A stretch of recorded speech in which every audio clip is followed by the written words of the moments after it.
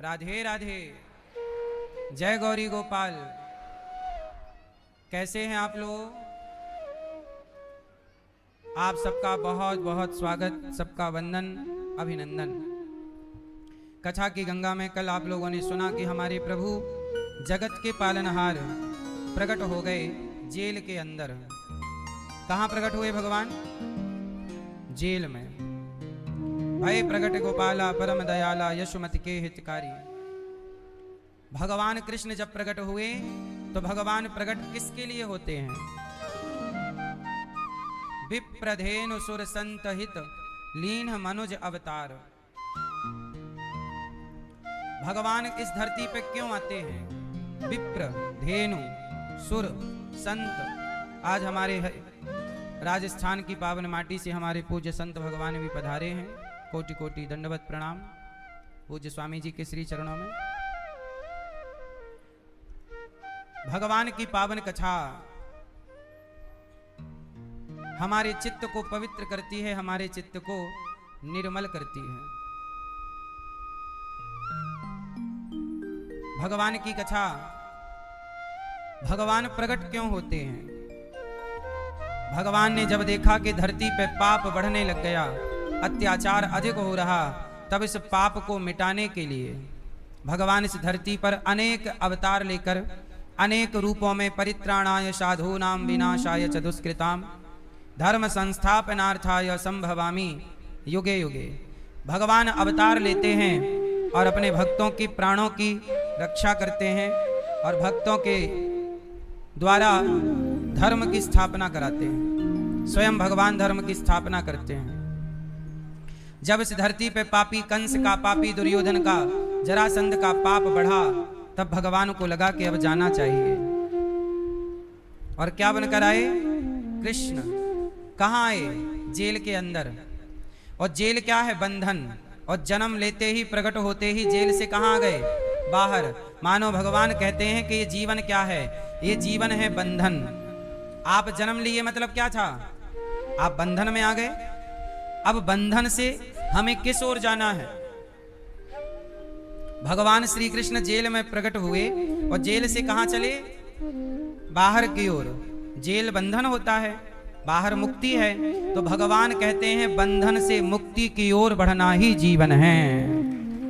बंधन से मुक्ति की ओर बढ़ना ही। यही लोग कहते हैं हम धरती पे क्यों आए हैं, हम मनुष्य क्यों बने हैं, भगवान ने हमें संसार में क्यों भेजा है। इन तमाम प्रश्नों का उत्तर है कि भगवान ने हमें बंधन से मुक्ति की ओर भेजा है कि जाओ बंधे तो हो। अब आप मनुष्य बन गए तो बंध गए कि नहीं? परिवार से बंध गए, जिम्मेदारियों से बंध गए, अब बंध तो गए। अब आप क्या करो? इससे मुक्ति की ओर चलो। मुक्त, धीरे धीरे एक एक गांठ को खोलते चलो। आप और हम किस ओर बढ़ें? जोर से किस ओर बढ़ें? मुक्ति की ओर। किस ओर बढ़ें? जोर से। हमें किस ओर बढ़ना है? हमारे श्री कृष्ण प्रकट होते ही जेल के बंधन से मुक्त हो गए। मानो भगवान कहते हैं तुम भी जगत के बंधनों से मुक्त हो जाओ। अच्छा, मुक्ति में ही आनंद है। चलो अपने एक हाथ को दूसरे हाथ से जरा पकड़ो, जोर से पकड़ो मेरी माँ। थोड़ा और जोर लगाओ, कस के पकड़ो और कस के। मैया मजाक नहीं, सीरियस हो जाओ। कस के पकड़ो। अब छोड़ दो। बताओ पकड़ने में सुख था कि छोड़ने में? हाँ, ये है बंधन और ये है मुक्ति। बंधन में दुख है, मुक्ति में सुख है। सुखी होना चाहते हैं तो मुक्त होना होगा। ये क्या है? जोर से, जोर से। ये बंधन है और ये, हाँ, तो आपको भी इस बंधन से, इस मुक्ति की ओर जाना है। जगत में कब तक बंधे रहोगे और कब तक बंधना है? परिवार से, जिम्मेदारी, आपकी जिम्मेदारियां ही पूरी नहीं हो रही हैं, आपका काम ही पूरा नहीं हो रहा है।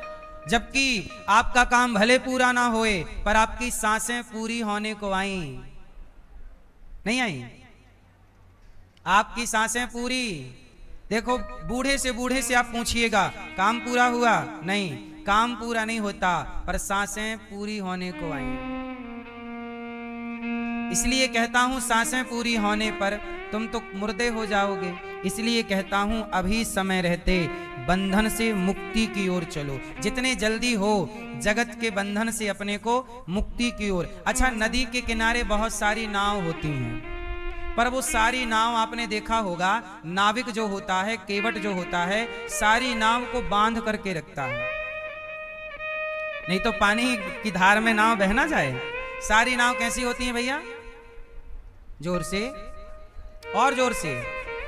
ए भैया आप नहीं बोल रहे हैं। नाव क्या होती हैं? सारी नाव किनारे पर बंधी होती हैं। नाविक नाव के नदी के किनारे एक खूंटा गाड़ देता है और उसमें नाव बंध जाती है, और बांध करके नाविक केवट घर चला जाता है, और सवेरे आता है तो उसकी नाव वहीं मिलती है। क्यों मिलती है? जोर से। क्योंकि वो नाव अच्छा ऐसा हुआ कि उस बंधी हुई नाव में कुछ भंगेड़ी लोग आए। एक नाव थी नदी के किनारे, वो बंधी थी, पर बंधी तो थी पर पानी में थी। भाई पानी में तो रहती है। तो भंगेड़ी आए, भंगेड़ी मतलब भांग पीने वाले, और भांग पी और खूब नशा चढ़ा, और नशा चढ़ा तो नाव में जाके बैठ गए 4 भंगेड़ी, और नाव बंधी थी, और उन लोगों को लगा चलो नाव से अपन लोग प्रयागराज चलते हैं। अब सारे भंगेड़ियों ने नाव चलानी शुरू की, और नाव चल भी रही, क्योंकि वो पानी में आधा पानी में तो थी, वो हिल रही है। तो भंगेड़ी तो नशे में थे, उन्हें लगा कि नाव चल रही है। चली, पूरी नाव चली, रात भर नाव चलाए भंगेड़ी। और जब नाव चली, सवेरा हुआ, उनकी थोड़ी थोड़ी भांग उतरी। वहां कुछ महिलाएं, पुरुष, बच्चे नहा रहे थे। लोगों ने पूछा, उन भंगेड़ियों ने पूछा, भाई साहब क्या हम प्रयागराज आ गए? तो वहां स्नान करते हुए लोगों ने बोला, नहीं ये प्रयागराज तो नहीं है, ये तो वृंदावन है। अरे हम तो वृंदावन से चले थे प्रयागराज के लिए, पूरी रात नाव चलाई, वो नाव पहुंची नहीं। अरे पागल, नाव तो चलाई, तेरी मेहनत तो हुई, पर नाव खूंटे से बंधी थी। बंधी नाव को तू चलाता रहा तो पहुंचा कहीं नहीं, जहां था वहीं है। ऐसे ही आप लोग भी संसार से बंधे हैं, और बंध करके फिर मुक्ति की याचना करते हैं। इसलिए जहां अब बंधी नाव को मेहनत करिए, चलाइए, खेइए, तो वहीं ना रहेगी। ऐसे बंधा हुआ जीव, वो नाव बंधी थी, ऐसे आप भी, ये शरीर एक नाव है। ये शरीर क्या है? एक नाव, और ये आपका शरीर, आपका जीवन। अच्छा ये बताओ, आप लोग बंधे हैं कि मुक्त हैं? जोर से। किससे बंधे हैं? परिवार से, जिम्मेदारियों से। कितने लोग बंधे हैं? हाथ उठा के कन्फर्म। कितने लोग बंधे हैं? बंधे हैं किससे? परिवार से, जिम्मेदारियों से।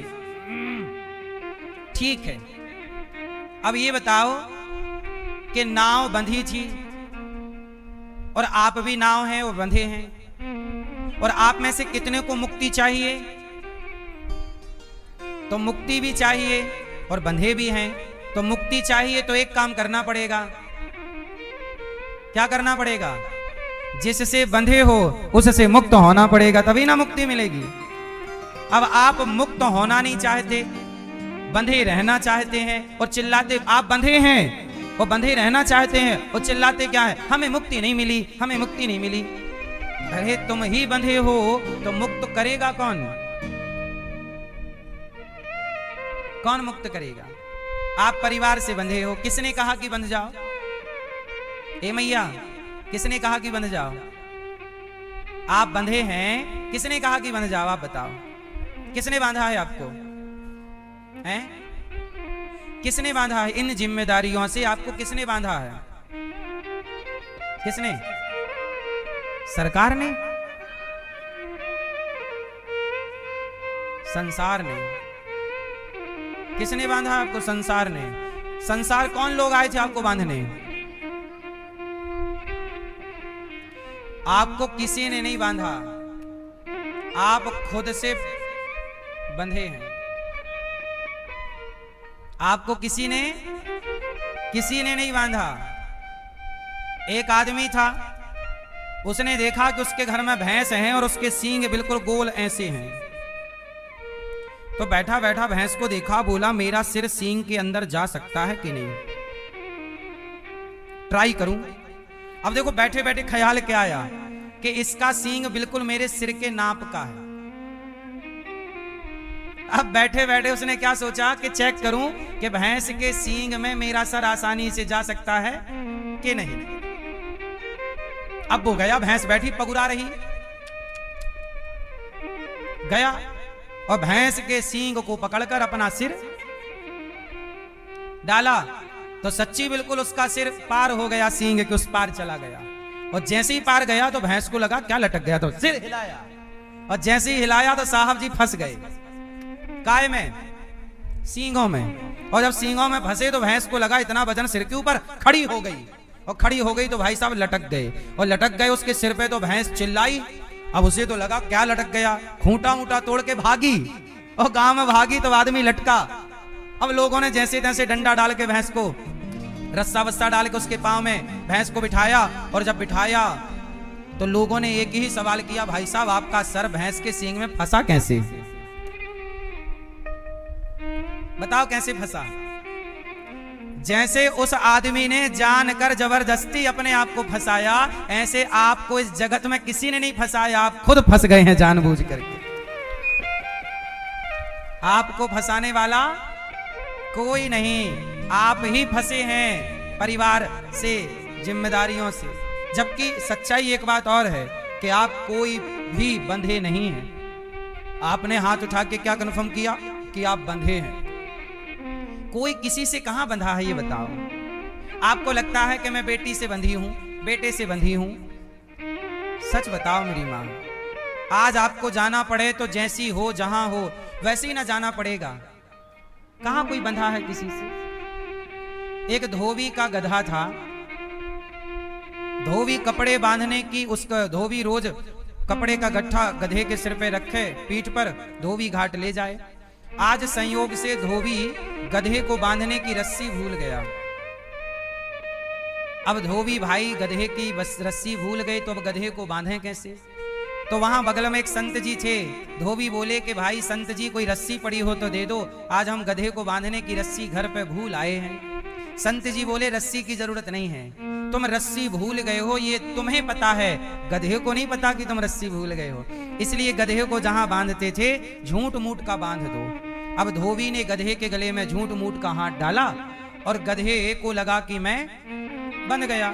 धोबी ने सारे कपड़े धोए पर गधा नहीं भागा, क्योंकि उसे कन्फर्म हो गया कि मैं तो बंधा हुआ हूं। अब पूरे कपड़े धुलकर धोबी ने धोबी ने उस गधे के पीठ पे रख के एक डंडा मारा, गधा चले ही ना। संत जी से कहा कि ये तो आगे नहीं बढ़ रहा है। बोले कैसे बढ़ेगा, तुमने खोला कि नहीं? बोले मैंने तो बांधा ही नहीं था इसे। बोले बांधा नहीं था तो क्या हुआ, बांधने का झूठ मूठ का नाटक तो किया था, खोलने का भी झूठ मूठ का नाटक करो जैसे रोज खोलते थे। तो गधे के गले में हाथ डाला तो गधे को लगा कि मैं खुल गया और गधा चल पड़ा। अब ये तो रही छोटी सी एक कथा, अब इससे सीख क्या मिलती है वो समझते हैं। अब आप उत्तर दो, बताओ गधा बंधा था क्या? उत्तर जोर से। नहीं? मैया, पीली मैया, गधा बंधा था क्या? नहीं, नहीं बंधा। गधा बंधा नहीं था, पर उस गधे ने अपने को बंधा हुआ जोर से मान लिया। अब बताओ वो गधा कौन? कौन वो गधा? आप लोग बंधे हैं? किसी से कोई नहीं बंधा, पर आप लोग भी मान बैठे हैं कि हम बंधे हैं। यही है अज्ञानता। इसी अज्ञानता से हमें ज्ञान की ओर जाना है कि हम बंधे नहीं हैं, हम ऑलरेडी मुक्त हैं। इसलिए भगवान कृष्ण जेल से बाहर निकल रहे हैं ताकि समाज को कहें कि तुम भी बंधन से मुक्ति की ओर चलो। यही है श्री कृष्ण का मैसेज, श्री कृष्ण का संदेश। बंधन से, अज्ञान से, अंधकार से प्रकाश की ओर, अज्ञान से, बंधन से, असतो मां सद्गमय तमसो मां ज्योतिर्गमय। यही है। मृत्यु से अमरता की ओर,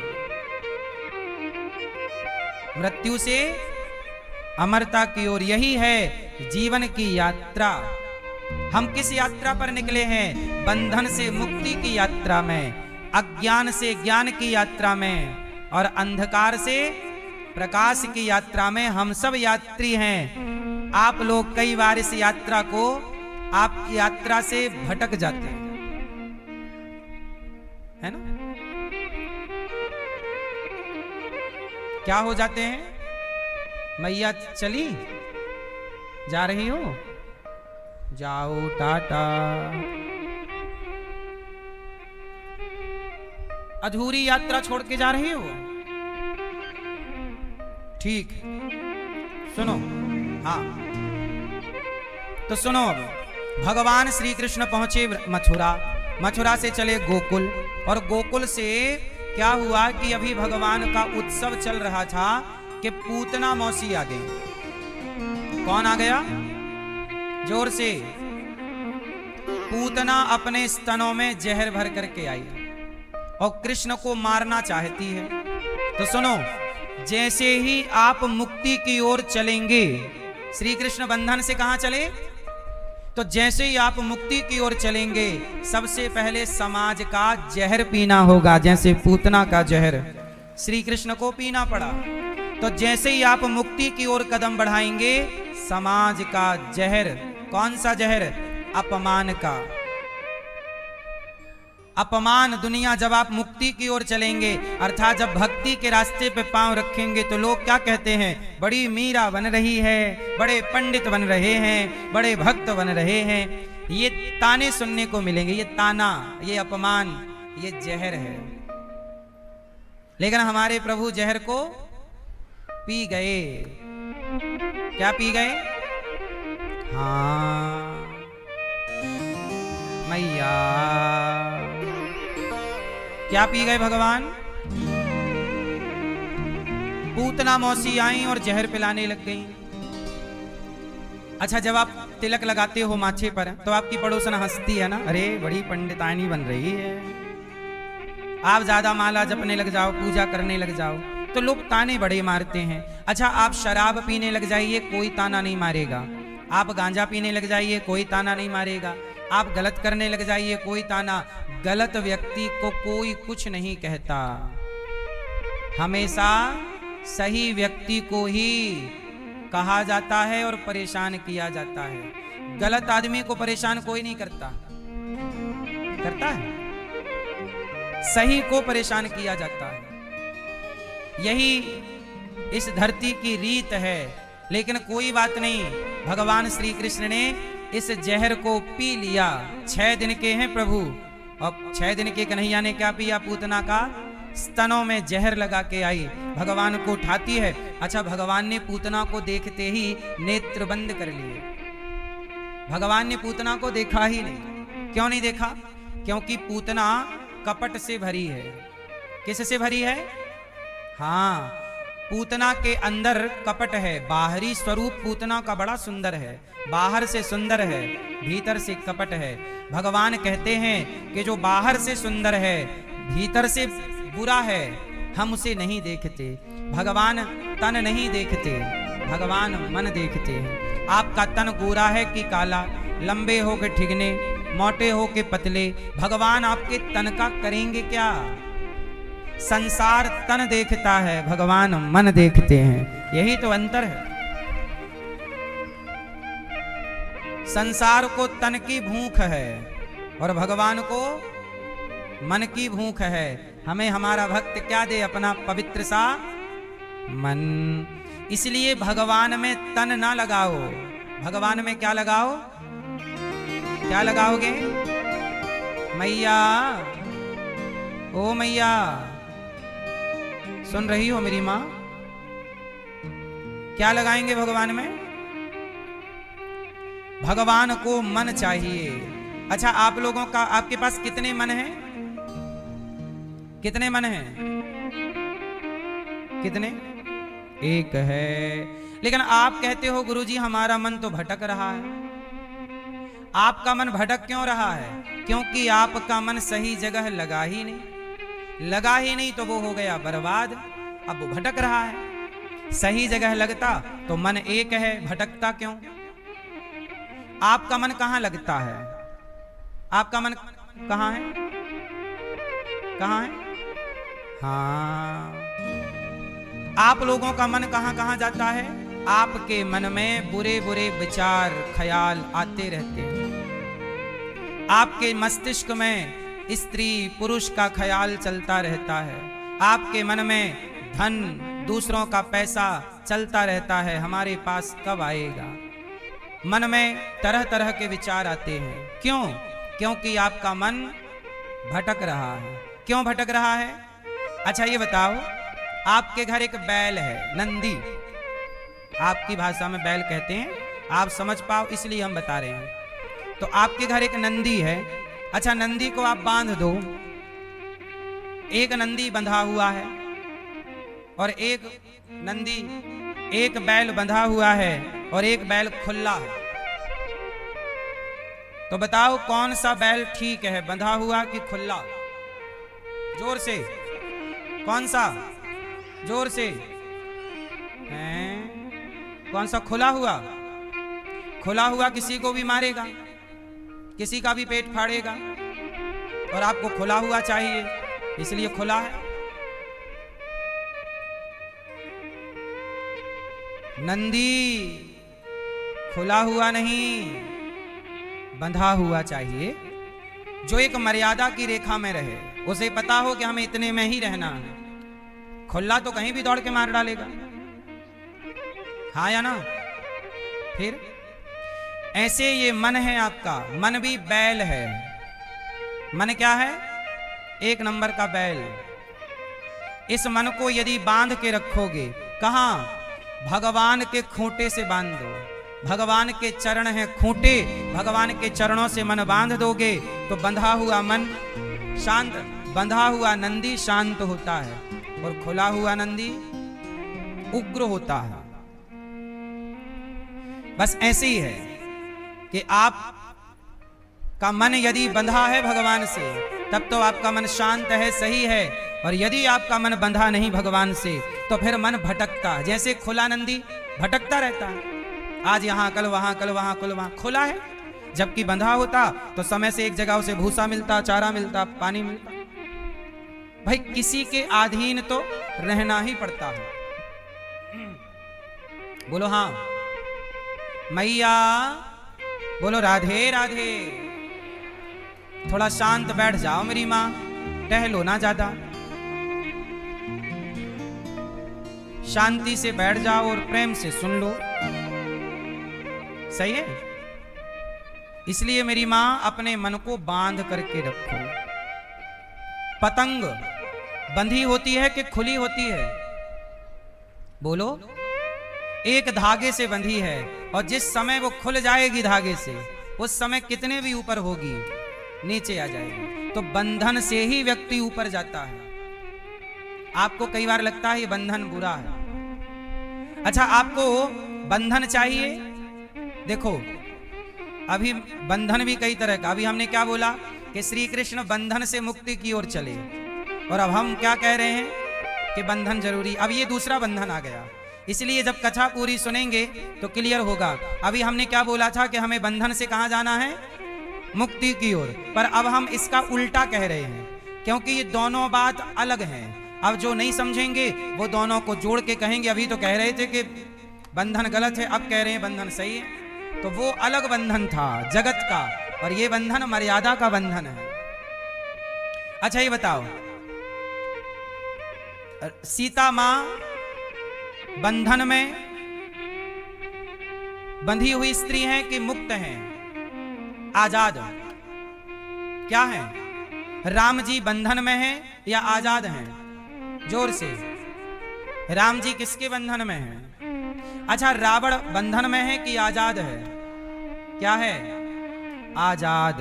आज के लड़के आजादी चाहते हैं, आज की लड़कियां आजादी चाहती हैं। आज के जैन जी क्या चाहते हैं? माई लाइफ माई चॉइस, हमें जो अच्छा लगेगा करें, आप कुछ मत कहिए, हमें मुक्ति चाहिए, हमें आजादी चाहिए। अच्छा एक बात बताओ, सूप नखा बंधन में है कि आजाद है? हाँ, आजादी रावण के पास है, आजादी राम के पास नहीं है। राम बंधे हैं मर्यादा के बंधन में, सीता मैया बंधी हैं मर्यादा के बंधन में, जबकि रावण आजाद है, किसी की भी स्त्री चुराने के लिए आजाद है। शूर्पणखा किसी के भी पति की ओर देखने के लिए आजाद है। अब बताओ, आजादी आपको रावण और शूर्पणखा बना सकती है, जबकि बंधन आपको सीता और राम बनाएंगे। इसलिए बंधन, कौन सा बंधन? यहां सांसारिक बंधन की बात नहीं है, यहां मर्यादा के बंधन की बात है।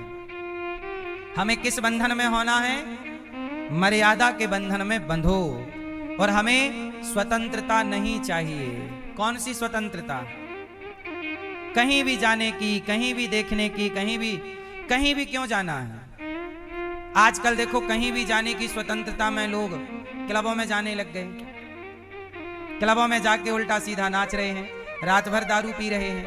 ये आजादी, ये स्वतंत्रता तुम्हारा पतन कर देगी। इसलिए माँ बाप को बच्चों में थोड़ा ब्रेक लगाना चाहिए कि तुम्हें क्लबों में जाने की स्वतंत्रता नहीं है, तुम्हें दारू पीने की स्वतंत्रता नहीं है, गांजा पीने की, सिगरेट पीने की स्वतंत्रता नहीं है। यदि स्वतंत्रता के नाम पर तुम सिगरेट पियोगे तो तुम्हारा ही बिगड़ेगा, स्वतंत्रता के नाम पे दारू पियोगे तुम्हारा ही बिगड़ेगा। और आजकल स्वतंत्रता के नाम पे लोग नशा कर रहे हैं, कई तरह के नशा करके लोग पड़े हैं कि हमारी जिंदगी हम कुछ भी करें। भगवान राम ने पूतना के तन को नहीं, भगवान क्या देखना चाहते हैं? आपके पास कितने मन हैं? तो एक मन है, कहां लगाओगे? यदि भगवान में ठीक से लगा दिया तो भटकाव मिट जाएगा, वरना ये भटकता मन कहीं और गंदी जगह ले जाके गिरा देगा आपको।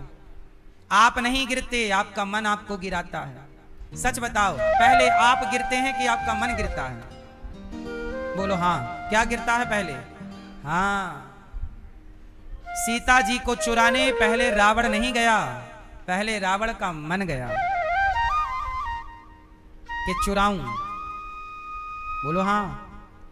पड़ोसन के पास आप नहीं जाते, बार बार आपका मन जाता है। और फिर वही मन जब बार बार जाएगा तो मन आपको प्रेरित करेगा कि शरीर तू भी चल। फिर मन जाता है तो फिर शरीर भी जाता, और शरीर जाता है, पकड़े जाते हो तो बदनामी होती है। अब डंडे पड़े, मन को डंडे नहीं पड़ेंगे, डंडे तुम्हारे गाल में, तुम्हारी पीठ में पड़ेंगे, तुम्हें पिटवा देगा और दूर खड़ा तमाशा देखेगा मन। हाँ हाँ, पिटो पिटो पिटो। इसलिए कहता हूं, मन की मत मानियो, ये मन बड़ा चंचल है, मन की गति है अटपटी, ये मन बड़ा खतरनाक है, ये आपसे कब क्या करा दे। इसलिए संत जन, समझदार लोग अपने मन को अपने कंट्रोल में रखते हैं। ए मन, कहीं भाग मत जाना, चल कथा सुन। ए मन, चल कीर्तन कर। ए मन, चल पढ़, जो समय बचे पढ़। ए मन, चल अपनी पत्नी में, अपने बच्चों में, अपनी काम में, अपने बिजनेस व्यापार में मन लगाओ। कितना बेहतर कर सकते हो, समाज की सेवा कितना अच्छा कर सकते हो, अच्छी जगह मन लगाओ, कामयाब बनो। मन को गलत जगह मत लगाओ। समय बच जाए तो नेत्र बंद करके मन को भगवान से कनेक्ट करो, मंत्र का जाप करो, श्रीमन्नारायण श्रीमन्नारायण। मन पर ध्यान देना पड़ता है। अच्छा एक बात बताओ, बच्चों पर ध्यान नहीं देने से बच्चे बिगड़ जाते हैं कि नहीं? बोलो हाँ मैया। मैया, बच्चों पर ध्यान ना देने से बच्चे क्या होते हैं? हाँ, जैसे बच्चों पर ध्यान देना पड़ता है, ऐसे अपने मन पर भी ध्यान देना पड़ता है कि मन कहाँ जा रहा है, क्यों जा रहा है। अपने मन से बात किया करो। आप लोग अपने मन से बात नहीं करते। आपका मन कहाँ जा रहा है, क्यों जा रहा है, सोचा कभी? क्यों जा रहा है? साफ सफाई, आप लोग अपने शरीर को धुलते हो ना साबुन से, फिर शरीर को साफ करते हो, घर को साफ करते हो, तो मन को साफ क्यों नहीं करते? शरीर में धूल जम जाती है, घर में भी धूल जम जाती है, तो मन में भी तो अज्ञान की धूल जम जाती है। इसलिए समय समय पर मन की सफाई किया करो, सत्संग करके, कथा सुन के। रे मन तू सत्संग कर, छोड़ जगत की रीत, अंत समय पछताएगा जब आयु जाएगी बीत। पूतना को भगवान ने मार दिया, पूतना का जहर पिया, दूध था, दूध पिया, जहर पिया, पूतना के प्राण पी गए। पूतना लेकर उड़ी आकाश में, प्राण पी लिए, धड़ाम से गिर गई। पूतना को प्रभु ने क्या किया, आई थी मारने, मारने वाली को भी तार दिया। ये प्रभु का स्वभाव है। अहो वकीयम स्तन कालकूटम जिघांसयापाययदप्य साध्वी, लेभे गतिं धात्र्युचितां ततोऽन्यं कं वा दयालुं शरणं व्रजेम। अहो वकीयं स्तनकालकूटं जिघांसयापाययदप्य साध्वी, लेभे गतिं धात्र्युचितां ततोऽन्यं कं वा दयालुं शरणं व्रजेम। बड़े आश्चर्य की बात है। अहो वकीयम, पूतना मारने आई, मारने वाली को, जहर पिलाने वाली को परम धाम देते हैं, तो आरती उतारने वाले भक्त को भगवान कौन सी गति देते होंगे। भगवान बड़े दयालु हैं। भगवान क्या है मेरी माँ? बड़े दयालु हैं, परम दयालु हैं भगवान। भगवान जैसे केवल भगवान हैं और कोई न जाने कौन से गुण पर दया निधि रीझ जाते हैं। यही सदग्रंथ कहते हैं, यही हरि भक्त गाते हैं। पूतना पर भगवान ने कृपा की, तार दिया। इसके बाद भगवान को मारने शकटासुर आया, छकड़े पर आकर बैठा। भगवान ने शकटासुर को मारा। तृणावर्त बवंडर के रूप में आया, प्रभु ने बवंडर के रूप में आए, तृणावर्त को मारा। देखो, भगवान के रास्ते में भी, भगवान के जीवन में भी संकट है। क्या है भगवान के जीवन में? तो आपके और हमारे जीवन में भी तो संकट आ सकता है। तो जब आपके और हमारे जीवन में संकट है तो आप घबरा जाते हैं। और भगवान ने क्या किया? संकटों से घबराए नहीं, संकटों से भागे नहीं, संकटों से लड़े। क्या किया? पूतना से लड़े, शकटासुर से लड़े, तृणावर्त से लड़े, कंस से लड़े, हर चुनौतियों से लड़े। और हम लोग क्या करते हैं? जरा चुनौती आई, जरा संकट आया, जरा नुकसान हुआ, जरा दिक्कत आई, रोने लग गए, भाग गए, बोले अब नहीं करेंगे। कई लोग बोले चलो फांसी लगा लेते हैं, चलो आत्महत्या कर लेते हैं, बड़ा नुकसान हो गया। भगवान ने भागना नहीं सिखाया। यही तो हमारे प्रभु हैं कि आपको हर चुनौती से लड़ना सिखाते हैं। भागवत की कथा यही तो है कि प्रभु के जीवन में भी संकट आए तो प्रभु ने कहा कि ये संकट आया तो इस चुनौती से मैं ऐसे लड़ा। आपके जीवन में संकट आए तो आप भी लड़ो, भागो मत। क्या करना है हमें चुनौतियों से? हाँ, आप लोग ना डर जाते हैं, परेशान हो जाते हैं। अपने को मजबूत करिए। आप लोग बताओ, आपके बच्चे 12वीं में हैं, पढ़े लिखे हैं और कॉलेज कर लिया और सब तरह की पढ़ाई कर ली, डॉक्टर बन गए, इंजीनियर बन गए, नीट का एग्जाम निकाल लिया, सब हो गए। अब मुझे एक बात बताइए, आपके बच्चे जिन्होंने 18-18 घंटे पढ़ाई की, कई बार आपके बच्चों के जीवन में यदि असफलता आ जाती है, 1 नंबर से रह जाते हैं बच्चे, या किसी कारणवश पेपर लीक हो जाता है, या बच्चे धरना प्रदर्शन देते हैं, तो देखो उन बच्चों की बातें ना सुन के उन पर लाठियां बरसा दी जाती हैं, है ना?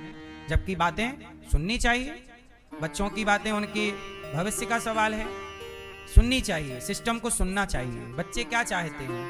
यही तो चाहते हैं कि भाई ये चलो एक बार लीक हुआ पेपर, चलो आजादी के बाद से 50 बार लीक हो चुका पेपर, 1-2 बार तो चलो हो गया, पर ये तो नियम धंधा हो गया। इसे रोकने के लिए बच्चे यदि बैठे हैं तो सिस्टम को बच्चों की बात सुननी चाहिए और ये विश्वास दिलाना चाहिए कि अब ये गलती हमसे नहीं होगी, सॉरी बोलना चाहिए। सॉरी बोलने की जगह बच्चों पे लाठियां बरसाई जा रही हैं।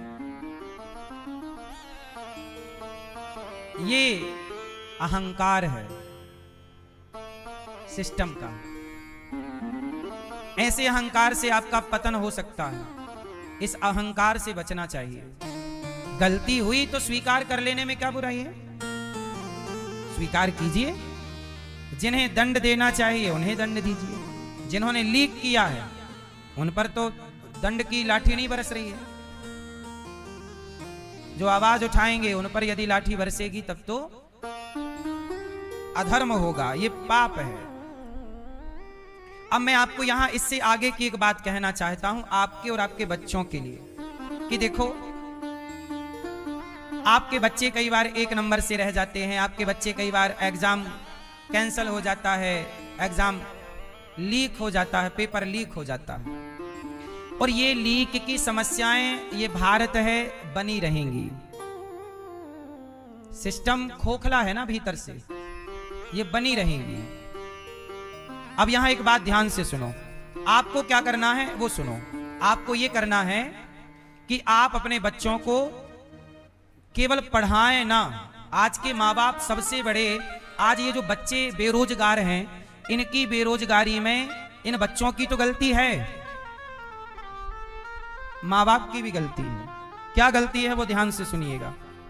हमारा देश बेरोजगार है। क्यों? आप जिन बच्चों से पूछो कि तुम बेरोजगार हो, हाँ बेरोजगार। अच्छा तुम्हें कुछ हुनर आता है? कुछ आता है? नहीं आता नहीं है, डिग्री है। तो डिग्री का आप आचार रखिए। जितना समय आपने पढ़ाई में लगाया है, पढ़ाई बहुत जरूरी है पढ़ाई करना, पर साहब पढ़ाई से भी बड़ी एक चीज होती है, आपके हाथों में हुनर, आपकी अपनी योग्यता। यदि आपके हाथ में टैलेंट है, आप में हुनर है, आप में योग्यता है, तो कोई आपकी डिग्री नहीं पूछेगा। आप में योग्यता है तो काम होगा। बहुत सारे काम ऐसे हैं जहां योग्यता काम आती है। डिग्री तो आपके पास है लेकिन आपके पास हुनर नहीं है, काबिलियत नहीं है। अब बताओ, हमारे देश में गाड़ियां रोज बिगड़ती हैं। क्या गाड़ी का इंजन बनाना ये हुनर नहीं है? क्या घर बनाना ये हुनर नहीं है? बोलो। आजकल लोगों ने केवल नौकरी पाना सीखा है। आपने अपने बच्चे को गाड़ी का इंजन बनाना भी तो सिखा सकते थे।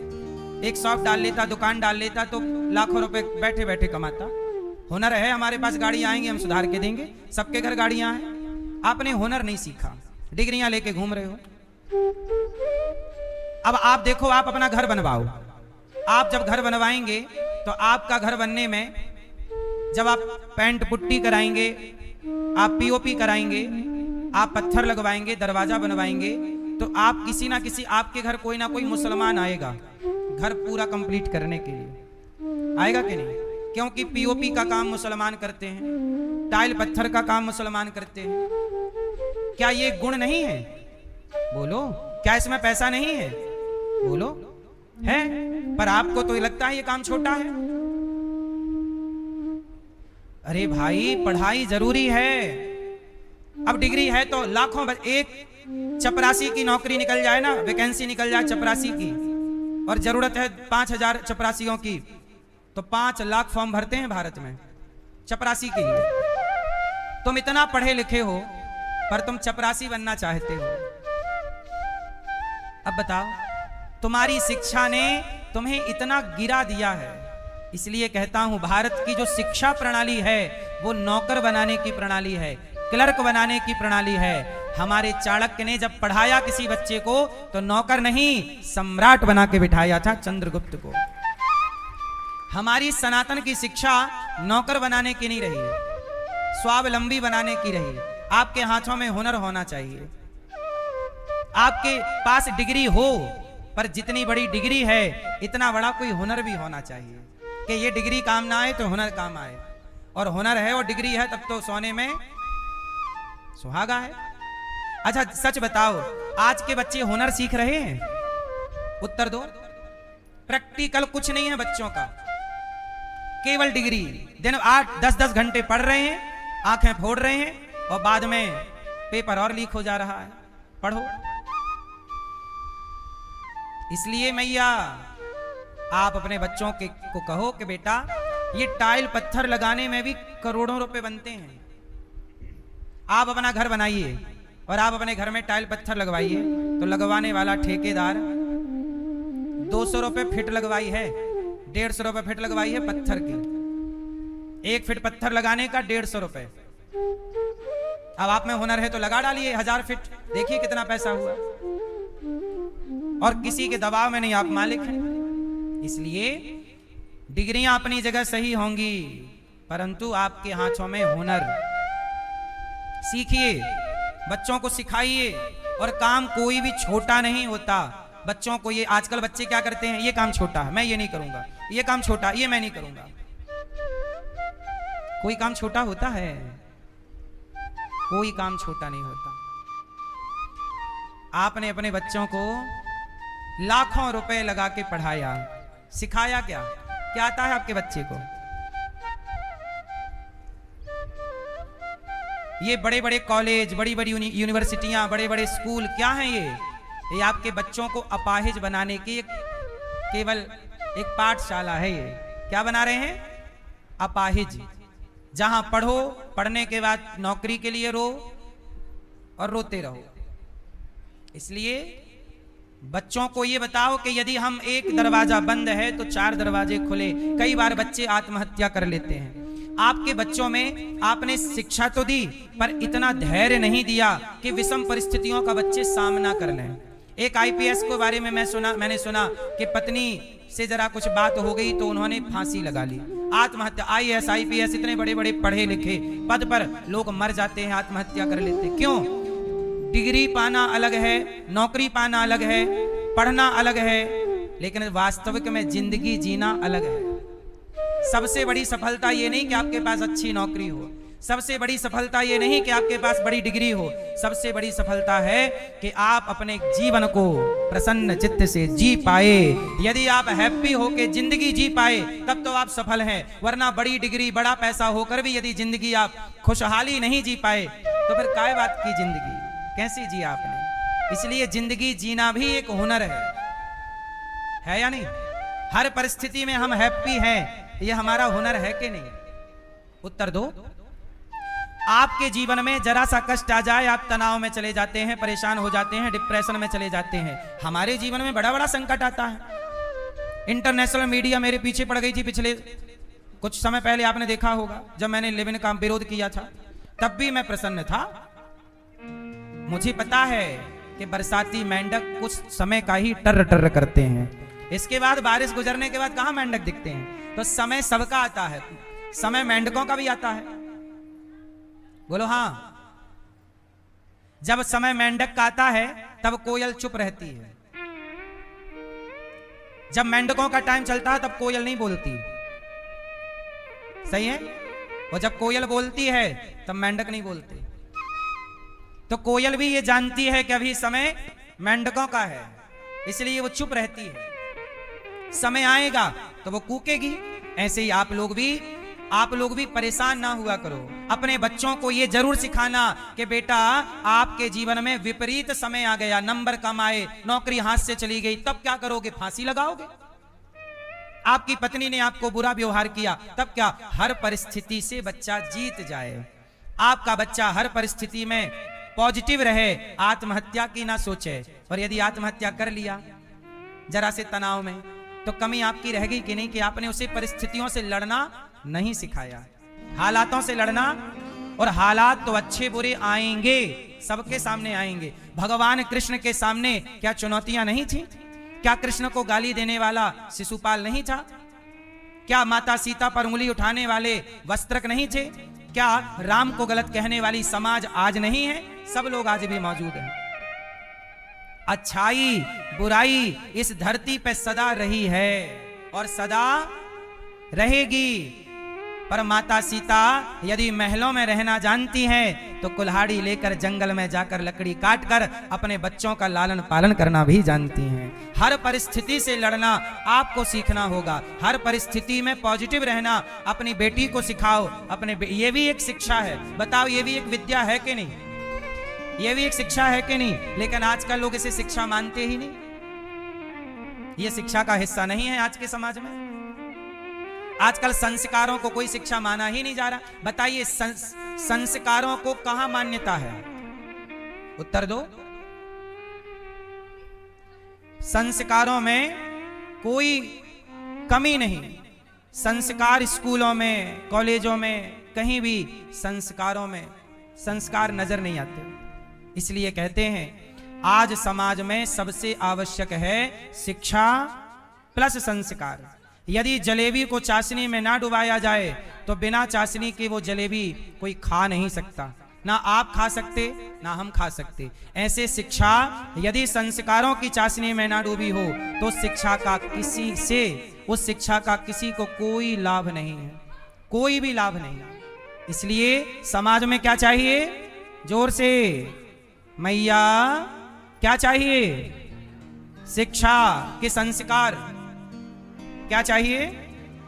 हाँ, संस्कारों की ही कमी से ये हाल होते हैं।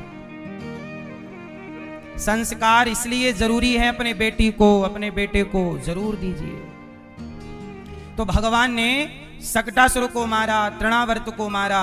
इसके बाद भगवान का नामकरण संस्कार कराने कौन आए? गर्गाचार्य जी। गर्गः पुरोहितो राजन यदूनां सुमहातपा ब्रजं जगाम नंदस्य वसुदेव प्रचोदितः। गर्गः पुरोहितो राजन। भगवान श्री कृष्ण के गुरु कौन है? गर्गाचार्य जी।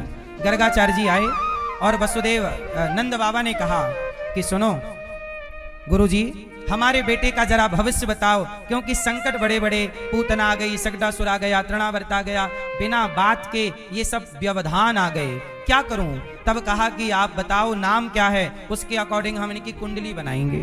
क्या नाम है? गर्गाचार्य जी बोले हमने तो नाम रखा ही नहीं, आप ही रखो। तो गर्गाचार्य जी ने कहा अयम ही रोहिणी पुत्रो। ये जो रोहिणी के पुत्र हैं इनका नाम होगा राम। क्या नाम होगा? जोर से। परंतु बल अधिक होने से लोग कहेंगे हाँ बलराम। और इनका नाम होगा कृष्ण। क्या नाम होगा? कर्ष्यति कृष्णः, जो सबको अपनी ओर खींच लें, इनका नाम कृष्ण है। तो नाम पड़ा कृष्ण और बलराम जी बड़े और कृष्ण जी। अच्छा, ये पिछले जन्म में उल्टा था। इस जन्म के कृष्ण जी पिछले जन्म में बड़े थे और इस जन्म के बलराम जी पिछले जन्म में। अच्छा, कृष्ण जी पिछले जन्म में कौन थे? राम। और बलराम जी पिछले जन्म में कौन थे? जब लक्ष्मण जी राम के पांव दबाए तो राम जी बोले लक्ष्मण यहाँ आओ, आज हम तुम्हारे पांव दबाएंगे। लक्ष्मण जी बोले प्रभु हमें नरक में भेजना चाहते हो क्या? अरे हमारे पांव आप क्यों दबाओगे? तो राम जी ने कहा लक्ष्मण मैया। राम जी ने क्या बोला? लक्ष्मण तुम बहुत थक गए हो, तुम्हारे पांव में चोट लगी है, लाओ मैं पांव के कांटे निकाल दूं और जरा तुम्हारे पांव को दबा दूं। राम जी बोले लक्ष्मण लाओ पांव दबाऊं तुम्हारी। तुम मेरे तो दबाते हो भाई, तुम्हें भी तो दर्द होगा, तुम भी तो नंगे पैर चल रहे हो, तुम्हें भी तो पीड़ा हो रही होगी। तब कहा राम जी ने कि लाओ पांव। लक्ष्मण जी ने कहा नहीं प्रभु मैं आपकी ये बात नहीं मानूंगा, अपने पांव आपसे नहीं दबा सकता, आप मेरे स्वामी हैं। तब राम जी बोले ठीक है, अगले जन्म में तुम सेवा कर रहे हो ना मेरी, अगले जन्म में मैं छोटा बनूंगा, आप बड़े बनना, फिर मैं आपके पांव दबा के ऋण चुकाऊंगा। वही राम कृष्ण हो गए छोटे और वही लक्ष्मण बलराम बनकर हो गए। इसलिए इस तरह की ये लीला है।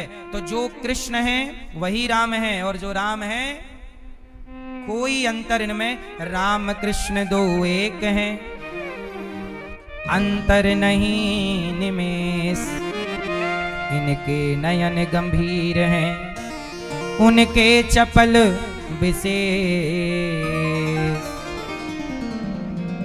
राम कृष्ण दो एक हैं। तो राम और कृष्ण दोनों एक हैं। अब भगवान थोड़ा बड़े हो गए और बड़े होके क्या करने लग गए? बाल लीला करने लग गए। वत्सान मुंचन क्वचिद समय क्रौंस संजात हासः स्तेयं स्वादवत्यथ दधिपयः कल्पितैः स्तेययोगैः। आज सारी गोपियों ने इकट्ठे होकर मैया यशोदा के पास जाकर शिकायत की, अरे मैया सुन रही हो क्या हुआ, आज तेरे लाला ने हमारे घर में आके सारे बछड़ों को खूंटे से खोल दिया, वत्सान मुंचन ये सारे बछड़े खुल गए, दूध पी लिया, अब दूध बम।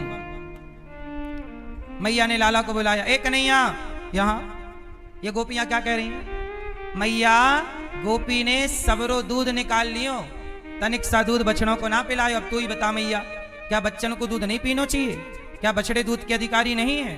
देखो जरा, हमारे प्रभु ये कहना चाहते हैं कि गाय की सेवा करो।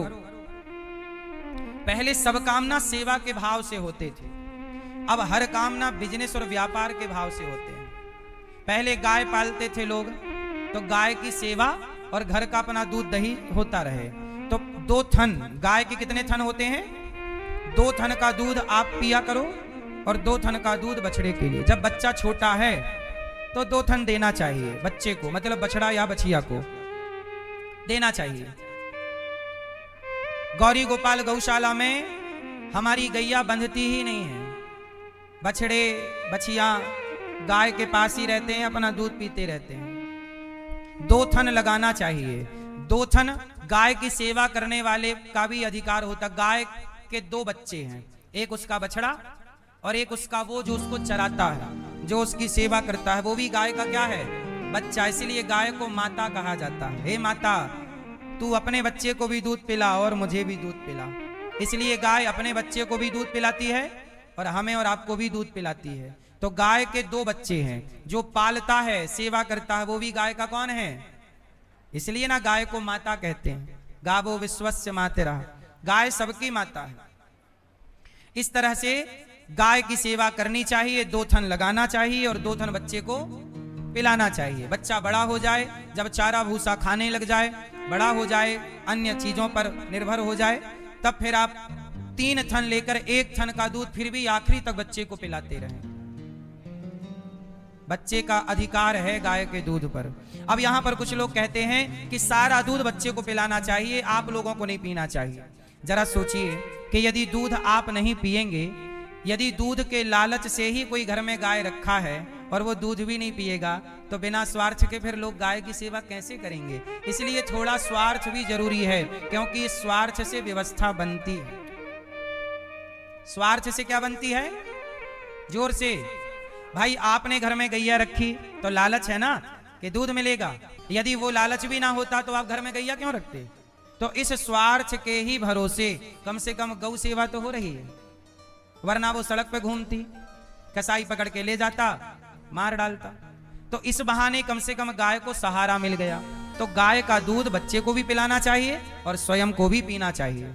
जो लोग कहते हैं कि गाय, हाँ अब सुनो, अब नेचुरल क्या था, नेचुरल ये है जब गैया, अच्छा शास्त्रों में एक बात और लिखी है, जैसे कई बार गाय का बच्चा मर जाता है। गाय का बच्चा क्या होता है, किसी कारण बस गाय का बच्चा, तो जिस गाय का बच्चा मर जाए उस गाय का दूध नहीं निकालना चाहिए। यदि कोई दूसरा बच्चा है किसी गाय का, उसे आप पिलाना चाहें पिलाओ, पर जिस गाय का बच्चा मर चुका है, छोटा बछिया या बछड़ा, उस गाय का दूध नहीं पीना चाहिए।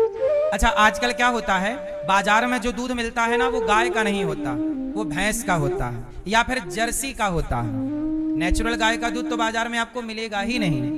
अब मैं आपको एक फैक्ट बताता हूँ, जो भैंसों का दूध होता है, तो जो भैंस डेयरी का काम करते हैं, तो वहां यदि भैंस को जो उसका, भैंस में भी जैसे भैंसिया हो गई, वो छोटी पड़िया मतलब मादा स्त्री, यदि स्त्री हो गई, बछिया बछिया हो गई, भैंस के पड़िया हो गई, तब तो लोग रखते हैं कि भैंसी है। पर यदि उसको पड़ा हो गया, मतलब पुरलिंग, पुरुष हो गया, तो फिर लोग उसे मार देते हैं। जो डेयरी वाले होते हैं वो पड़ा को क्या करते हैं, बचपन में ही, क्योंकि ये रहेगा तो भैंस का दूध पिएगा, तो उसे मार दिया जाता है। और फिर भैंसों को इंजेक्शन लगाकर, जब भैंस लगाने का टाइम आता है ना, तो उन्हें क्या करते हैं, इंजेक्शन दिया जाता है। वही इंजेक्शन, जिस इंजेक्शन को लौकी पर लगा दो तो लौकी रातों रात बड़ी हो जाती है, ऐसे ही वो इंजेक्शन दिया जाता है भैंस को, ताकि वो दूध, क्योंकि नेचुरल सेटअप क्या होता है मैं आपको समझाऊं। भैंस हो या गाय हो, ये दोनों में सिस्टम एक ही कॉमन है, और वो कॉमन ये है, जैसे ही गाय का बच्चा थन में मुंह मारता है, क्या करता है, बछड़ा गया और गाय को पिया, और जैसे ही पिया तो वैसे ही गाय सारा दूध उतार देती है। क्या कर देती है, दूध उतार देती है। उसका सारा दूध ऐन में भर जाता है और फिर लोग क्या करते हैं, बछड़े को हटाते हैं, दूध लगा लेते हैं। अच्छा, जब गाय बछड़ा बछिया नहीं देखती, उसका दूध पीता नहीं है बच्चा, तो फिर वो अपना दूध नहीं उतारती। यही सिस्टम भैंस के साथ है। तो फिर क्या करते हैं, आज का विज्ञान आगे है, तब उसका तो बछड़ा है नहीं, भैंस का बछिया, तो फिर उसे इंजेक्शन लगा के उसका दूध उतरवाते हैं, उसके ऐन में भरता है थन में, फिर दोहे जाता है। तो वो इंजेक्शन से भैंस प्रताड़ित होती है, परेशान होती है। नेचुरल, ये तो बाजार में जितना भी आपको दूध मिलता है ये शुद्ध दूध नहीं है, इंजेक्शन वाला दूध होता है। नेचुरल दूध क्या होता है कि आप अपने घर पे गैया लाओ, अपने घर पे गाय रखो, या भैंस भी रख सकते हैं। भैंस का दूध भी पीने योग्य है, गाय का दूध सर्वश्रेष्ठ है, पर भैंस का भी ठीक है। तो गाय भैंस आपके घर में एक एक तो कम से कम हो गाय, और गाय हो तो नेचुरल दूध मिलेगी। 2 थन बच्चा पिएगा बिना इंजेक्शन के, और 2 का आप पीना। आपका घी दूध घर का, बाजार के दूध दही से बचो। बाजार के दूध दही से मिलावट है, बच्चों को फायदा कम, बाजार का दूध नुकसान ज्यादा पहुंचाता है। ठीक है, तो इसलिए कहते हैं, हमारे श्री कृष्ण ने कहा कि गोपियों ने कहा कि बछड़ों को छोड़ देता है, सारा दूध गैया का निकाल, तो गोपियां भी पूरा दूध निकालें, तब भगवान बछड़ा छोड़ दें और कहें कि जाओ तुम पी लो। अब गोपियां से मैया बोली कि जब लाला गलत क्यों करे, बछड़ा बच्चा तुम डांट दियो करो। तो मैया क्रौं से संजात हासा, जब हम तेरे लाला को डांटती हैं तो हमारी तरफ देख के ही करके हंस देता है, हम सारा गुस्सा भूल जाती हैं। ऐसा कन्हैया है। अब कन्हैया गोपियों के घर जा जाके मक्खन चुरा रहे हैं, मटकी तोड़ रहे हैं। अब गोपियां कह रही हैं, कन्हैया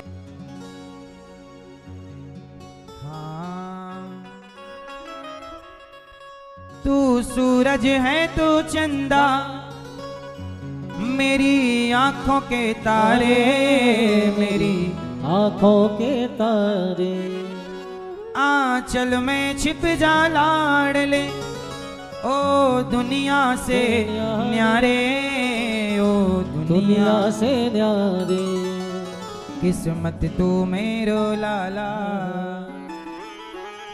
किस्मत तू मेरो लाला, तुझ पे जगवार दूं, हाय नजर ना लग जाए, तेरी नजर उतार लूं। आ बैठ मेरी गोदी में। गोपियां कहती हैं, कन्हैया आओ तुम्हें प्यार कर लूं। ऐसे कभी भगवान गोपियों के घर गए, माखन चुराए, मटकी पर ग्वालों का गोला बनाए, मटकी से मक्खन निकाला, खाए। ये लीला चल रही है। अभी भगवान की ये लीला चल ही रही थी कि एक दिन भगवान ने कौन सी लीला की, मिट्टी खाई। क्या खाए भगवान, मैया क्या खाए भगवान। मैया ने कहा, च्योरे लाला तेने माटी खाई है। ना हम भक्षितवानम्ब, हे प्रभु मैंने माटी। मैया कन्हैया बोले, मैया मैंने माटी ना खाई, यदि खाई हो तो समक्षम पश्य में मुखम, मेरा मुख आपके सामने है, देख लो। भगवान ने मुंह खोला, जरा से मुख में पूरा संसार। अच्छा, ये संसार भगवान के मुख में, हम भी किसके मुख में हैं? आप और हम अभी भी भगवान के मुख में ही हैं। ये पूरी धरती, पूरी पृथ्वी किसके मुख में है? भगवान के। हम सब ईश्वर के अंदर हैं और हमारे अंदर भी ईश्वर है। यही तो भगवान है, इसलिए उन्हें भगवान कहा गया है। मैया ने सब भुला दिया, जब जो देखी मुंह पे सब भूल गई। परीक्षित जी ने कहा सुखदेव जी से, गुरुदेव ये बताओ, मैया ओ मेरी माँ, बैठ जाओ मेरी माँ। ऐसा है कि एक दिन क्या हुआ कि परीक्षित जी ने सुखदेव जी से कहा कि गुरुदेव ये बताइए कि ये मैया यशोदा ने कौन सा पुण्य किया। तो माँ यशोदा के पूर्व जन्म की कथा सुनाई कि माँ यशोदा पिछले जन्म में धरा नाम की स्त्री थी, संतों की सेवा की, इसलिए भगवान पुत्र के रूप में मिले। मैया यशोदा को पुत्र के रूप में भगवान मिले कि नहीं? यशोदा के पुत्र कौन हैं? जगत के पालनहार। जगत के पालनहार की क्या बन गई मैया? माँ। क्यों मिला सौभाग्य? क्योंकि मैया ने पिछले जन्म में संतों की खूब सेवा की, और सेवा करने से भगवान मिलते जरूर हैं। ये यशोदा को मिल गए, सिद्ध हो गया कि मिल गए। इन्होंने संतों की खूब सेवा की, इनका नाम धरा था, खूब सेवा की, भगवान मिल गए। अब ऐसे मिले कि एक दिन मैया दही मंथन कर रही थी। एकदा गृहदासीसु यशोदानंद गेहिनी कर्मांतर नियुक्तासु निर्ममंथ स्वयं दधी। एक दिन मैया दही मंथन कर रही हैं कि छोटे से कन्हैया आए और मैया का पल्लू पकड़ लिया। माँ, दूध पीना है। मैया बोली कि लाला दूध ना पी, तेरे लिए ताजा ताजा मक्खन निकाल रही हूँ, मक्खन खाना। कन्हैया बोले मक्खन नहीं खाऊंगा, दूध पीना है, दूध पिला। मैया ने टाल मटोल किया कि नहीं, तेरा मक्खन ताजा तेरे लिए निकाल रही हूँ, मैं दही मच रही हूँ, मक्खन निकलने वाला है और तू थोड़ा मान जा। नहीं नहीं नहीं, भगवान ने मछानी पकड़ ली। छोटे से हाथों से मछानी जब पकड़ी और मैया यदि चला देती मछानी तो हाथ मरुड़ जाता। तो मैया ने मछानी रोकी, कन्हैया को गोद में लिया, गालों का चुम्बन किया, बड़ा प्यार किया और अपना स्तन, जैसे माँ बच्चे को दूध पिलाती है, कन्हैया को भी माँ यशोदा दूध पिलाने लग गई। यहां तक तो सब ठीक था। तभी चूल्हे पर दूध पक रहा था। मैया क्या करती? 100 गैया का दूध निकालती। कितनी गैया का? 100 गैया का दूध निकाल के 50 गैया को पिला देती। फिर 50 गैया का दूध निकालती तो 50 गैया का दूध निकाल के 25 गैया को पिला देती, और 25 गैया का दूध निकाल के मैया 10 गैया को पिलाती, और 10 गैया का दूध निकाल करके मैया 5 गाय को पिलाती, और 5 गाय का दूध निकाल के मैया 3 गाय को पिलाती, और 3 गाय का दूध निकाल कर मैया 1 गाय को पिलाती, और उस गाय का दूध निकाल कर फिर कन्हैया को पिलाती। ऐसा प्रेम मैया का कन्हैया से था कि मेरा कन्हैया दूध पिए तो मजेदार। और आप लोग कैसी माँ हो, बाजार का दूध लाला के बच्चे को पिलाती हो। अपने बच्चों से आप लोग प्यार करती नहीं हो ठीक से। आप लोग अपने बच्चों से प्यार करती तो घर में एक गैया जरूर रखती, बाजार पर निर्भर ना रहती। आजकल आपको पनीर चाहिए तो बाजार, दूध चाहिए तो बाजार, छाछ चाहिए तो बाजार, घी चाहिए तो बाजार। बोलो हाँ। घर पे क्या है? घर पे कुत्ता है। घर पे कुत्ता है, कुत्ते से मुंह चटवाएंगे।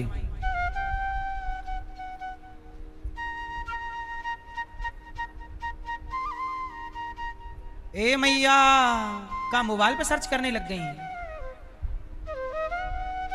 पीली मैया बैठ जाओ वहीं पे जहां खड़ी हो। नहीं बैठोगी? मैया बैठो मेरी माँ।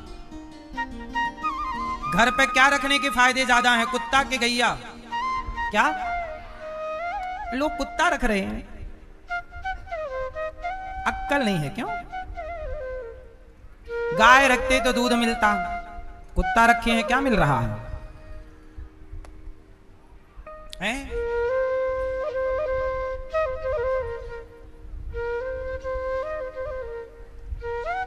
इसलिए घर में मैया यशोदा गैया जिस गाय का दूध पिलाती ना, उस गाय का नाम था गंगी।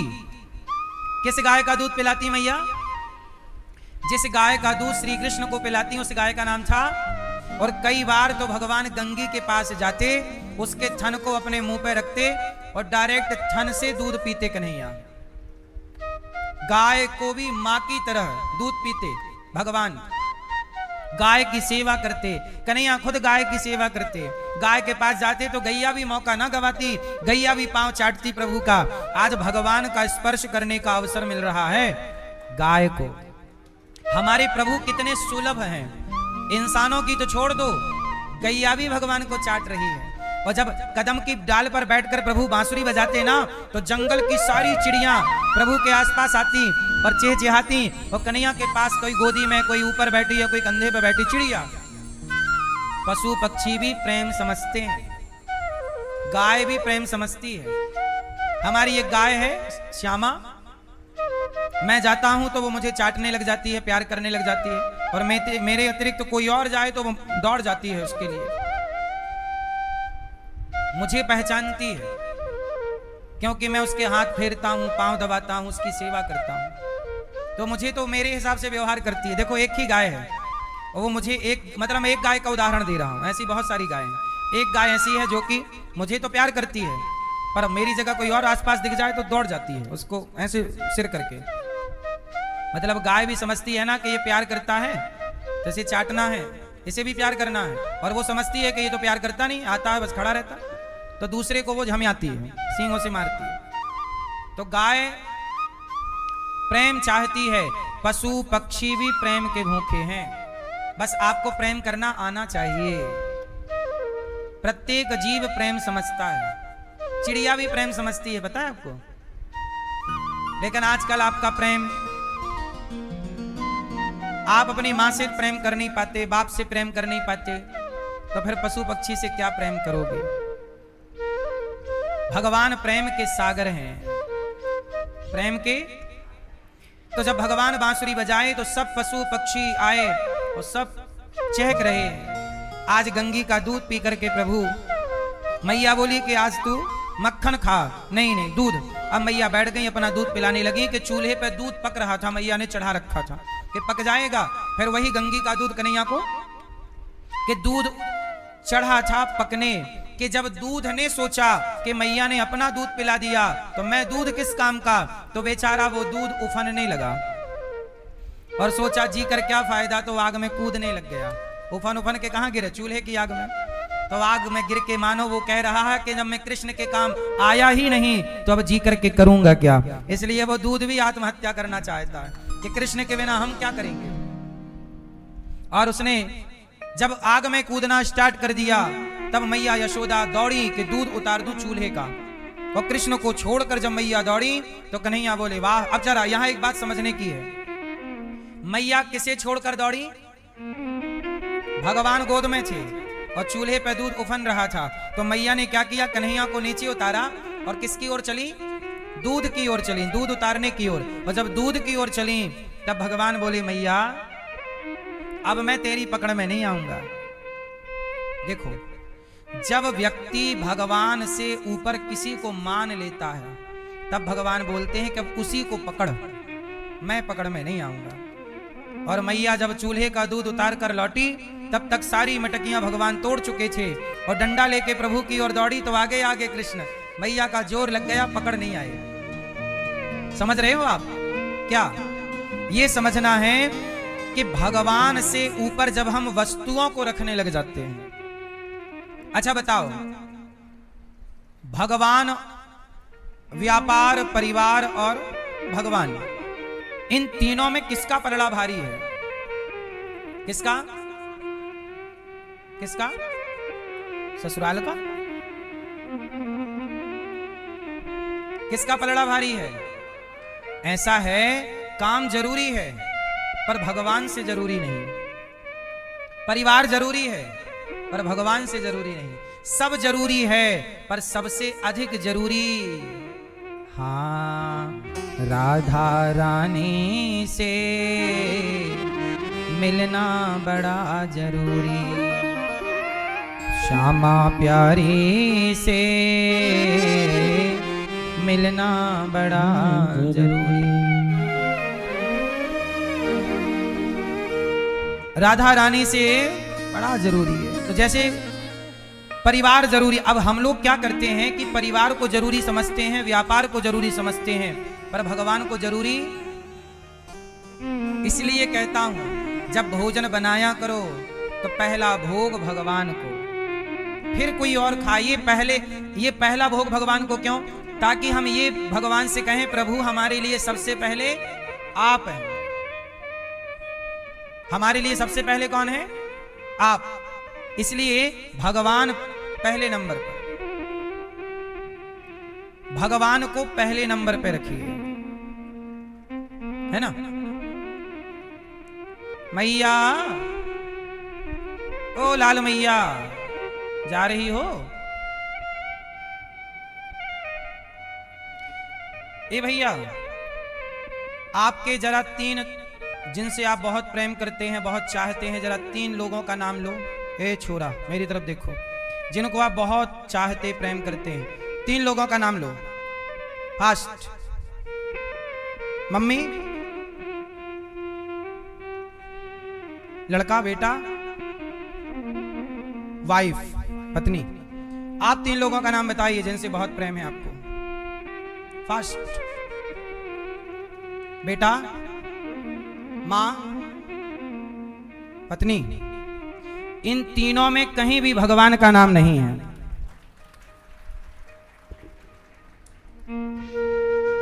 यही सवाल आप किसी से भी पूछिएगा। समस्या आप लोगों की जानते हो क्या है? पहले नंबर पे आप भगवान को नहीं रखते। हमने क्या सवाल किया कि जिनसे आप प्रेम करते हैं, जिनकी आपको जरूरत है, पहले नंबर पे किसको होना चाहिए? हम पहला प्यार किससे करते हैं? भगवान से। चाहते किससे हैं? भगवान। पहले नंबर पे अर्जुन ने अपने रथ पर पहले किसे बिठाया? पहले किसे बिठाया? पहले नंबर पे कृष्ण, फिर चढ़े स्वयं। हाँ, आप लोग भी ये गलती करते हैं। एक तरफ तो आप कहते हैं हम भगवान से बहुत प्रेम करते हैं पहले नंबर पे, वो पूछा तो 3 नंबर के बाद भी भगवान नहीं है।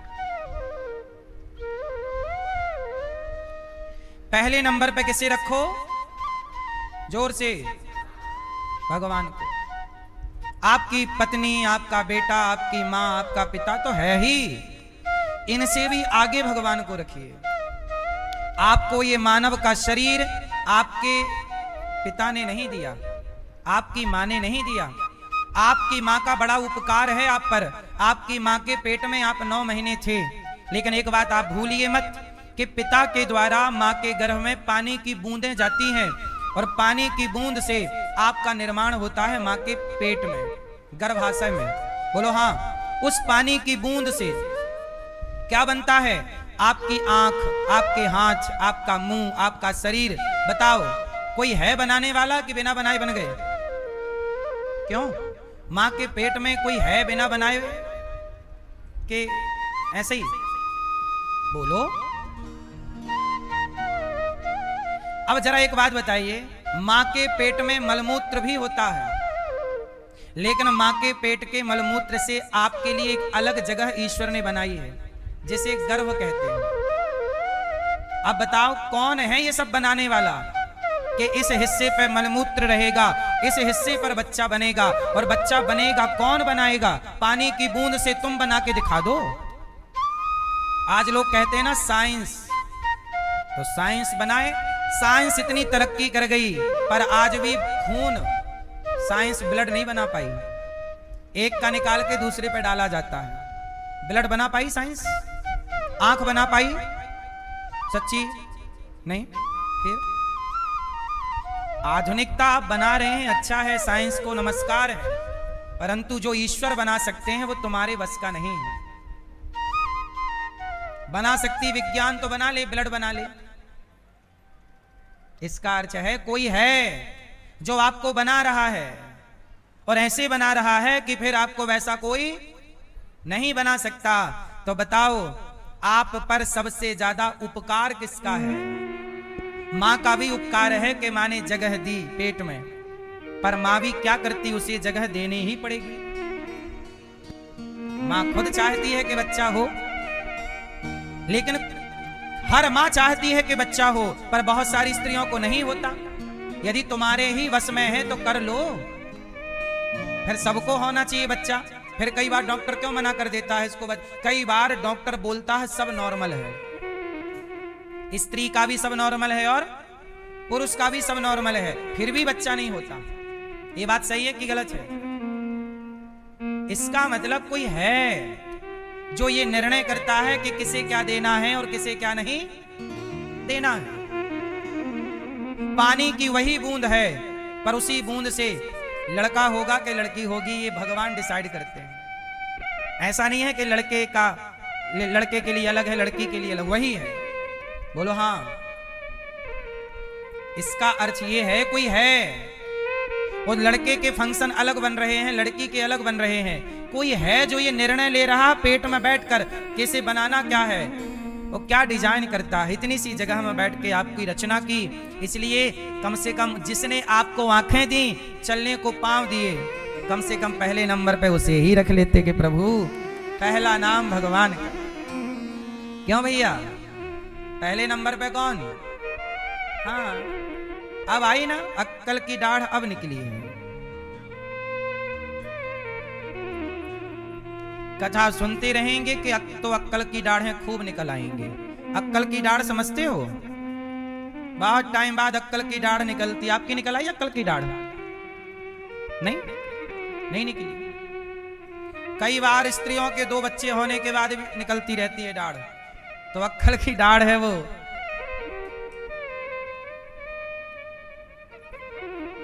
हाँ बता दो कब इनकी निकली कि नहीं, पूछो। हो गया इनका कन्फर्म। तेरी निकल आई, हमारी तो निकल आई थी पहले। निकल आई आपकी, इनकी आपकी नहीं निकली। फिर कितने बच्चे हो गए? 3। ले 3 में भी नहीं निकली। फिर अक्कल की दाढ़ ऐसी थोड़ी निकल आती है।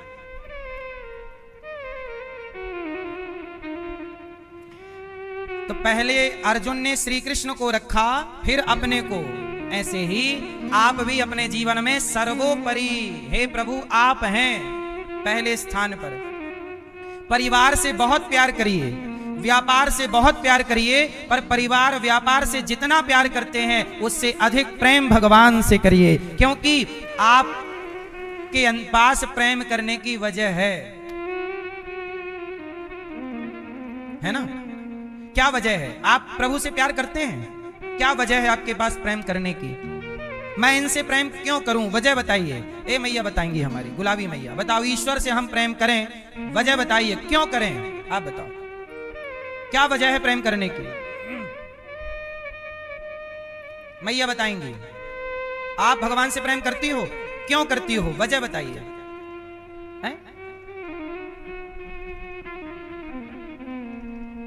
आप बताओ। आप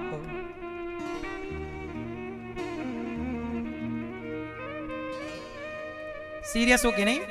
कोई एग्जाम थोड़ी चल रहा है कि नंबर कट जाएंगे। पीली मैया, ओ पीली मैया, आप बताओ भगवान से प्रेम करती हो, क्या वजह है, क्यों करती हो? अब सुनो, एक लड़की थी, उसके होने वाला दुल्हा आया, और उसे एक सुंदर सी अंगूठी पहना करके चला गया। बहुत सुंदर अंगूठी थी, उसके होने वाले दुल्हा ने उसे पहनाई, और अब वो अपने गांव की सब सहेलियों के पास गई और सब सहेलियों को बता रही है, देखो देखो मेरे होने वाले दुल्हे ने आकर के मुझे ये सुंदर सी अंगूठी पहनाई, कैसी लगी? सबने कहा कि बहुत सुंदर, बहुत सुंदर लगी, बहुत सुंदर लगी। तब वहां से एक संत जी गुजरे, सबको दिखा रही है, देखो अंगूठी मेरे यार ने, मेरे होने वाले पति ने दी, देखो देखो देखो। संत जी वहां से निकले और संत जी मुस्कुराए, तो वो लड़की समझदार तो थी, संत जी के पास गई, महाराज आप मुझे देख के हंसे क्यों, मुस्कुराए क्यों, कोई बात तो होगी, बताइए। तब संत जी ने कहा कि अंगूठी दीन्ही यार ने, अंगूठी दीन्ही तेरे यार ने, उसको करती याद, और उंगली दीन्ही राम ने, उसको दिया विसार। अंगूठी देने वाला प्रेमी तो याद रहा, पर उंगली देने वाले भगवान को तूने भुला दिया, इसलिए मुझे हंसी आ गई। हार देने वाला तो याद रहा, पर गला देने वाले को आप भुला चुके। पायल देने वाला तो याद रहा, पांव देने वाले को भुला दिया। ये बड़ी विडंबना है। झुमका देने वाला याद है कि इन्होंने झुमका दिया, पर कान देने वाले को भुला दिया। इसलिए मेरी माँ, जब वस्तु देने वाले को आप याद रखते हैं तो जीवन देने वाले को याद रखो। हमारे पास भगवान को याद करने की वजह यही है कि आज जो कुछ है उन्होंने ही दिया, उनका ऋण सिर काट करके भी किसी से चुकेगा नहीं। इसलिए हमारे पास प्रभु को याद करने की ये क्या है, वजह है। इसलिए आप भगवान को याद किया करिए। मैया यशोदा भगवान श्री कृष्ण को पकड़ना, अब देखो दूध उतारने मैया गई, कन्हैया ने सारी मटकी तोड़ दी। मैया अब लाठी लेके दौड़ी कि कन्हैया तूने सारी मटकी तोड़ दी, आज मैं तो को बांध के रहूंगी। आगे आगे भगवान, पीछे पीछे मैया। कन्हैया डर रहे, मैया मैया मत पकड़ियो, मैया मत बांधियो। अब सोचिए जगत के पालनहार हैं, जगत के कौन है? पालनहार। और किससे डर रहे हैं? यमराज की तरफ देख लेना भगवान, तो यमराज जी भी थर थर थर थर कांप जाते हैं। जिनकी दृष्टि से यमराज कांप जाएं, आज वो यमराज को डराने वाले प्रभु भी मैया से कांप रहे, मैया मत बांधियो, मैया मत पकड़ियो। ये क्या है? ये भगवान का भक्तों के प्रति प्रेम है। और मैया ने कृपा भगवान ने की, पकड़ में आए और पकड़ लिया तो मैया ने उखल से बांध दिया। यदि भगवान कभी बंधेंगे तो केवल भक्तों से प्रेम के बल पर बंधेंगे। वो तैयार हैं बंधने को। आपको बांधना तो आए, आप पहले नंबर पे तो रखो भगवान को। वैसे आप लोगों ने पत्नी का इसलिए नाम लिया, नहीं लेते तो फिर वो घर में मारती का है। हमारा नाम तो लिए नहीं थे आप, प्यार नहीं करते हमसे। दादाजी आपकी पत्नी कहाँ है? आपकी पत्नी कहाँ? बगल में बैठी तो नाम कैसे ना लेते? मैयाओं का भी खौफ कम थोड़ी है, पत्नियों का भी खौफ कम नहीं रहता। सही है, लेना भी चाहिए। पर आइंदा सबसे पहला नाम किसका? हे प्रभु हम आपसे प्रेम करते हैं, सच्चा प्रेम भगवान से करो। संसार का प्रेम, संसार के लोग ना सच्चा और झूठा प्रेम नहीं समझते। संसार के लोगों को प्रेम नहीं, व्यवहार चाहिए। क्या चाहिए? अच्छा व्यवहार करते रहो पत्नी पति के साथ, माता पिता के साथ, ये लोग इसमें खुश हैं। सच्चा अच्छा समर्पण वाला प्रेम ईश्वर से करिए, क्योंकि एक ही मन है, यहां वहां ना लगाओ भगवान में। अब मैया ने भगवान को पकड़ लिया और बांधना चाहा। मैया कस के बांध रही है रस्सी से। काय से बांध रही? उखल। उखल समझते हैं? उखल, हाँ उखल का ओखली, उखल से बांध रही है मैया। परंतु रस्सी जब लाती मैया बांधने ना, तो 2 अंगुल रस्सी कम पड़ जाती है। कितने अंगुल रस्सी कम? ये 2 अंगुल क्या है? अहंकार, अहमता और ममता। जब तक आपका अहंकार नहीं नष्ट होगा, अहमता क्या नहीं नष्ट होगा? भगवान कब बंधते हैं? जब अहंकार मिटता है। क्या मिटता है? क्या मिटता है? अहंकार, अहमता और ममता। अहंकार मिटाइए। देखो मेरे अंदर यदि अहंकार होगा तो भगवान मेरे से दूर हो जाएंगे, क्योंकि भगवान को अहंकार, जहां प्रकाश है वहां अंधकार नहीं हो सकता। जहां प्रभु हैं वहां अहंकार नहीं, जहां अहंकार होगा वहां भगवान नहीं होंगे। इसलिए अहंकार को दूर कर दीजिए। अहंकार क्या है? आप कौन हैं? हैं? कितने बच्चे हैं आपके? 3। आपके कितने बच्चे हैं? 2। मैया आपके बच्चे कितने? 4। आपके कितने बच्चे हैं? 2। आपके? अच्छा आप 2 ही, 2 बच्चे। चश्मा वाले दादाजी आप? 2। पीले भैया? आपके 2 बच्चे, किसी के 4 बच्चे, किसी के 6। तो ये बच्चे जो हैं ये आपके ही हैं? हैं? आप लोग कह रहे हैं हमारे 2 बच्चे, हमारे 4 बच्चे हैं। देखो यह भी एक अहंकार है। क्या? जब मैं ये मान लूं कि ये बेटा मेरा है, ये बेटी मैं इसका बाप हूं, मैं इसकी मां हूं, ये मानना भी अहंकार है। मैं इसका पिता हूं, ये क्या है? अहंकार। मैं ये हूं, मैं वो हूं, मुझे नहीं जानते, मैं इसका बाप हूं, ये भी अहंकार। अहंकार को मिटाना है, और अहंकार मिटाने का एक सिंपल तरीका है। कहो तो मैं बताऊं। किस किस को बताऊं? अहंकार मिटाने का सिंपल सा फॉर्मूला है। आपको बताऊं कि नहीं? तो हाथ काहे नहीं उठा रही हो मेरी मां? अहंकार, जब आप ये मान लेते हैं कि ये बेटा मेरा है, तो फिर अहंकार आ गया कि आपको मां होने का, कि मैं मां हूं, मैं बाप हूं। ये भी तो एक एटीट्यूड है कि मैं इस बच्चे की मां, मैं इस बच्चे का पिता, ये भी एक अहंकार है। अब अहंकार ना आए इसके लिए क्या करें? एक सिंपल सा फंडा अपनाइए, मैं की जगह ईश्वर को रख दीजिए। मैं की जगह क्या? भगवान। मैं पिता नहीं, ये बच्चे किसके हैं? भगवान के बच्चे हैं। दो भगवान के दिए 2 बच्चे हैं, प्रभु के दिए 4 बच्चे हैं, भगवान के दिए 3 बच्चे हैं। ये मैं नहीं कहता कि मैं बाप हूं, ये प्रभु इनके पिता। अच्छा सच बताओ, त्वमेव माता, जोर से गाओ, त्वमेव, त्वमेव, जोर से, मेरी मां, त्वमेव माता चा पिता। इसका अर्थ ये हुआ कि प्रभु आप ही माता हैं और आप ही। अब ये बताओ, आपने कहा मैं मां मैं बाप, आपने ये बोला ना कि मेरे 2 बच्चे हैं, तो जब आपने ये बोल दिया कि मेरे 2 बच्चे हैं, तो फिर ये बताओ त्वमेव माता च पिता त्वमेव का सिद्धांत कहां लगेगा? भाई बाप तो एक ही हो सकता है, या तो आप बन के बैठ जाओ बाप के मैं बाप, या फिर बच्चों को ये बचपन से सिखाओ कि बेटा तेरा असली पिता मैं नहीं हूं, मैं तो निमित्त हूं। इस संसार में आने की एक व्यवस्था ईश्वर ने बनाई है, वो मैं एक छोटा निमित्त हूं, तेरे असली पिता भगवान हैं। ये बच्चे को कभी सिखाया आपने? आप लोग क्या कहते हैं? त्वमेव माता च पिता, और खुद बाप बने बैठे हो। जब तुम ही बाप हो तो त्वमेव माता च पिता का सिद्धांत तुम पे लागू कैसे होगा? एक ही ना बाप होगा, या तो आप बन जाओ या तो भगवान को बना दो। तो क्या सही है? खुद बन जाएं, ये सही है? ईश्वर को बना दें? तो क्या करना है? स्वयं को कर दो शून्य, 0, सरेंडर। क्या कर दो अपने को? ईश्वर के चरणों में सरेंडर। प्रभु मैं आपका हूं और ये जो कुछ है आपका है, बाप मैं नहीं हूं।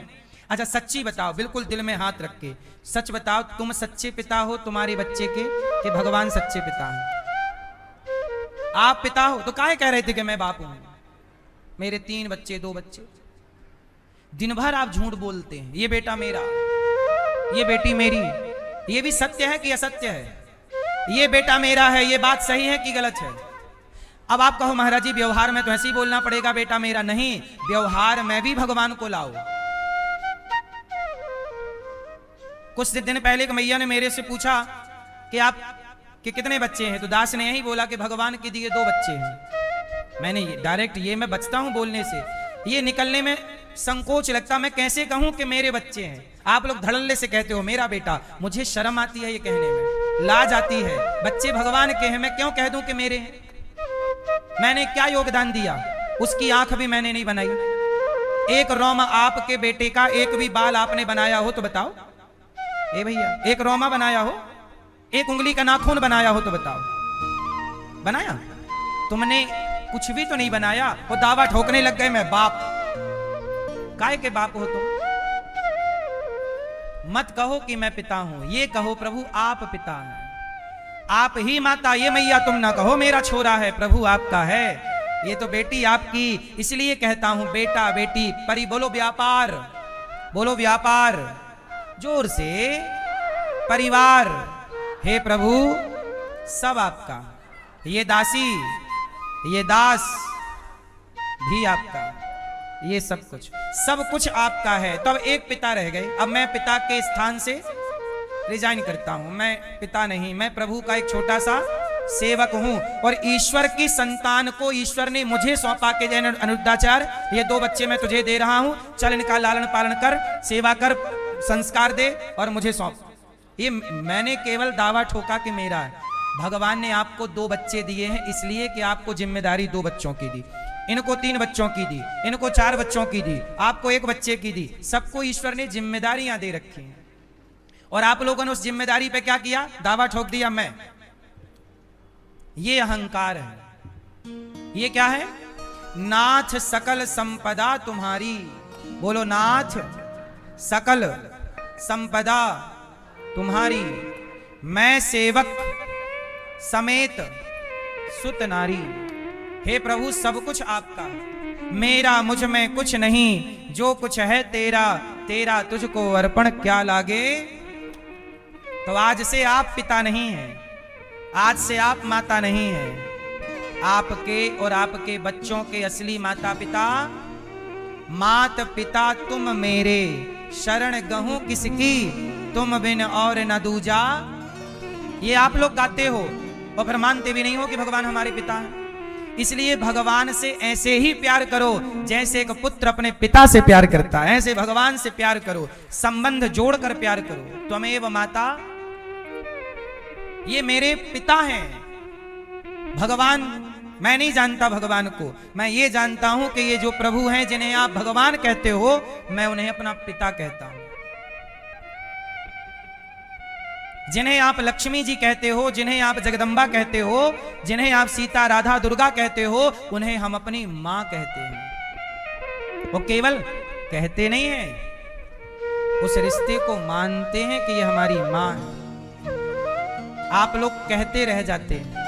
इस अहंकार को मिटा दीजिए कि मैं हूं, मैं भी कुछ नहीं हूं, मैं माटी का पुतला हूं बस। मैं कौन हूं? मैं पिता नहीं, मैं मां नहीं, मैं माटी का, मैं ईश्वर की अमानत हूं, मैं ईश्वर की संपत्ति हूं। इस शरीर से, अच्छा रोबोट देखा है? रोबोट पिक्चर है, एक मूवी। नहीं देखी तो आप ये समझो कि आजकल ना वैज्ञानिक लोग रोबोट बनाते हैं। रोबोट समझते हैं एक मशीन होती है इंसानों जैसी, काम पूरा कर देते हैं, रोबोट होता है। मैया सही बताएं, आप और हम भी तो ईश्वर के रोबोट ही हैं। आप रोबोट खरीदोगे या रोबोट बनाओगे तो आप अपने रोबोट से अपने हिसाब से काम कराओगे कि नहीं? ए यहाँ जा, आ जाएगा, ए ये ला, ले आएगा, यहाँ बैठ जा, बैठ जाएगा। आपकी जो बात माने वही ना रोबोट है, आपके इशारों से चले वही ना रोबोट है। तो सच बताएं, आप भी ईश्वर के रोबोट ही हैं। हम और आप ईश्वर के क्या हैं? रोबोट हैं। वो जैसे चला रहे हैं। अब आप लोग क्या कर रहे हैं कि मालिक के हिसाब से नहीं चलते। वो रोबोट पिक्चर में क्या, जिसने रोबोट बनाया वो रोबोट क्या है, उसी को धोखा दे दिया जिसने बनाया। यही है कि जिस परमात्मा ने आपको बनाया, आप उसी भगवान पे उंगली खड़ी कर देते हैं। वो आप भी पूरा रोबोट है। आखिरी में क्या हुआ? वो रोबोट को नष्ट करना पड़ा। ऐसे ही जब आप ईश्वर के हो और ईश्वर के होकर भी जब उन पर ही उंगलियां उठाओगे, भगवान कहेंगे ये रोबोट फ्लॉप है, चलो हटा दिया। इसलिए विभीषण को रख लिया, रावण को हटा दिया। विभीषण को रख लिया और रावण को, हाँ, सुग्रीव को रख लिया, बाली को हटा दिया। बोलो हाँ। जो सही है उसे स्वीकार करते हैं प्रभु, और जो सही नहीं है उसे हटा देते हैं। तो ईश्वर की लिस्ट में आप हटने वालों में से ना हो जाइए कि ये प्रोडक्ट हटाने वाला है, नहीं, स्वीकार करें। इसलिए तो कहता हूं, हे नाथ हमें स्वीकार कीजिए। बोलो हे नाथ हमें स्वीकार कीजिए। तो मैं अहंकार शून्य हो जाऊं, पहला। दूसरा, मोह, मेरा, मैं और मेरा, ये मेरा। अच्छा बताओ, इस सृष्टि में क्या आपका है? एक चीज आपकी बताओ कि क्या आपकी है? भैया आपका क्या है? इस जहां में, इस संसार में एक चीज आपकी जो है, नाम बताओ उसका। मैया, इस संसार में आपका क्या? मेरी मां। कोई आपका नहीं, कुछ भी मेरा। इस संसार में क्या मेरा? अरे भाई, जिस उंगली से आप अंगूठा उंगली पकड़ के सिग्नेचर करते हो ना, इसी हाथ से ना सिग्नेचर करते हो या अंगूठा लगाते हो कागजों में, जिन हाथों से तुमने सिग्नेचर किया ना, वो हाथ भी तुम्हारे चिता पे जल जाने। वो हाथ भी तुम्हारा नहीं है जिन हाथों से सिग्नेचर किया, और आप कहते हो कि ये सिग्नेचर मेरा है, ये मेरा है। सिग्नेचर जहां तुम्हारा है तुम उस पर दावा करते हो मेरा है। सच्चाई तो ये है कि जिन हाथों से सिग्नेचर किया वो हाथ भी तेरे भाग्य का नहीं है, वो भी जल जाएगा। तेरा कुछ भी तो नहीं है। पर सारी जिंदगी आप अज्ञानवश क्या करते हो? मेरा है, मेरा है, मेरा। मेरा मेरा करना गलत नहीं है, पर मेरा किसे कहना चाहिए? गोविंद मेरो है, गोपाल मेरो है, भगवान मेरे हैं, ऐसा कहो कि मेरा कौन? भगवान। लेकिन आप बस भगवान को मेरा ना कह के जगत पे डिंडोरा पीटते रहते हैं, मेरा मेरा मेरा। झूठ ही मेरा, झूठ ही। तेरा है तो ले जाना, आपके दादा परदादा सब तो चले गए, क्या लेकर चले गए? क्या ले गए? भैया आपके दादाजी हैं, ले गए कुछ बांध कर? कुछ नहीं। ना तो दादा ले गए, ना पिता ले गए, ना तुम ले जाओगे, फिर भी लोग परेशान ना जाने किसके लिए। जिंदगी है बिंदास जी लो, बिना अहंकार के, बिना मोह के। ये कहो मेरे भगवान अच्छा है। देखो, परिवार चलाना गलत नहीं है, काम करना गलत नहीं है, वस्तु के प्रति अटैचमेंट हो जाना। एक ट्रेन में दो लोग यात्रा कर रहे थे, देखना दोनों में अंतर क्या है, इससे आपको समझ में आएगा, क्लियर होगा। एक ट्रेन थी, दो लोग यात्रा कर रहे थे, एक सेठ था और एक संत थे। संयोग देखना कि दोनों का रिजर्वेशन एक ही डिब्बे पर, एक ही सीट के अगल बगल सामने आमने की सीट थी ट्रेन में। सेठ जी ने संत जी को देखा और संत जी से कहा, संत जी जब आप तो संत हो तो आपको क्या जरूरत थी एसी के डिब्बे में बैठने की? आप तो संत हो और आपका सामान तो देखो इतना बड़ा बड़ा सूटकेस आपका, आप तो साधु हो, आपको सामान की क्या जरूरत? अरे आप अच्छे साधु नहीं हैं, ट्रेन में यात्रा कर रहे हैं, देखो फर्स्ट में यात्रा कर रहे हैं और देखो आप इतना सामान लिए जा रहे हैं, पक्के साधु नहीं हैं आप। सेठ जी की बातें चलती रहीं। आप लोग भी कई बार संतों को देखकर ऐसी टिप्पणी करते रहते हैं। संत जी चुप रहे, सेठ जी बोलते रहे, पर कब तक बोलेगा? चुप। और जब चुप हुए तो संत जी ने प्यार से बात की, सेठ जी आप कहाँ जा रहे हैं? अरे हम दिल्ली जा रहे हैं, वहां पे हमारा बेटा रहता है। हाँ, अब संत जी और सेठ जी ने थोड़ा सेठ जी से दोस्ती कर ली, दोस्ती हुई। अच्छा कोई बात नहीं, आपको शिकायत है, करते रहो शिकायत, पर अभी यात्रा में तो प्रेम से चलना है अपने को, आप हमारे सामने हैं, हम आपके सामने सीट पर हैं। हाँ, अब दोनों में थोड़ी क्या हो गई? दोस्ती। अब क्या हुआ कि सेठ जी ने, संत जी ने देखा कि आगे स्टेशन आया है बड़ा और वहां ट्रेन रुकी है। तो जब ट्रेन रुकी तो संत जी ने सेठ जी से कहा, चलो पानी वानी पी के आते हैं, थोड़ा स्टेशन देखेंगे। अब सेठ जी चलो चलो चलो, अब सेठ जी चले और संत जी भी चले। अब दोनों चले, पानी वानी पिया और वहां एक चेयर पर बैठ गए, एक जगह थी बैठने की, तो संत जी बैठ गए और बगल में सेठ जी को बिठाया और बैठे ही थे कि ट्रेन की सीटी बजी, ट्रेन चल पड़ी। और जैसे ही चली तो संत जी ने सेठ जी से कहा, ट्रेन यहां बैठो। सेठ जी बोले, चलो चलो, ट्रेन चल पड़ी। संत जी बोले, ट्रेन तो जाती रहती है, यहां स्टेशन है, आएगी जाएगी, आप तो बैठो, यहां बैठो। सेठ जी बोले, अपनी ट्रेन छूट गई। संत जी बोले, ट्रेन अपनी कब से हो गई, यहां बैठो। सेठ जी बोले, नहीं नहीं, अपन जिस ट्रेन में बैठे थे वो ट्रेन जा रही है। संत जी बोले, कोई बात नहीं, जाने दो, आप तो यहां बैठो। सेठ जी भागे तो संत जी ने हाथ पकड़ लिया। अब सेठ जी को कस के पकड़ा और बैठाला कुर्सी पे। सेठ जी बोले, आप पागल हो गए, बहुत सामान रखा है हमारा। संत जी बोले, सामान तो हमारा भी रखा है, आपने कहा था ना बहुत सामान है, हमारा सामान रखा है, लेकिन हम तुम्हारी तरह परेशान नहीं हो रहे, जाने दे रहे, जो जा रहा है। सामान हमारा भी है, सामान तुम्हारा भी है, तुम परेशान हो, हम परेशान नहीं हैं। संसार में रहो, परेशान होकर नहीं रहो, जो जा रहा है वो जाएगा। अब सेठ जी का हाथ नहीं छोड़ा। सेठ जी बोले, बहुत सामान है, जाने दो। सेठ जी बोले, जाने दो। संत जी बोले, नहीं, तुमने कहा था ना कि असली साधु नहीं हो, सामान बहुत लेके चल रहे हो। भाई हम लोग सामान लेके चल रहे, पर उस सामान के प्रति हमारा कोई अटैचमेंट, वो एक व्यवस्था है कि संतों को भी तो काम करना है, संतों के भी आश्रमों में बच्चे पढ़ते हैं, गुरुकुलों में संत लोग भी गौ सेवा करते हैं, तो भाई उनका भी काम है, सामान है, पर वो उस वस्तु से अटैच नहीं है, जब चाहे तब छोड़ देते हैं।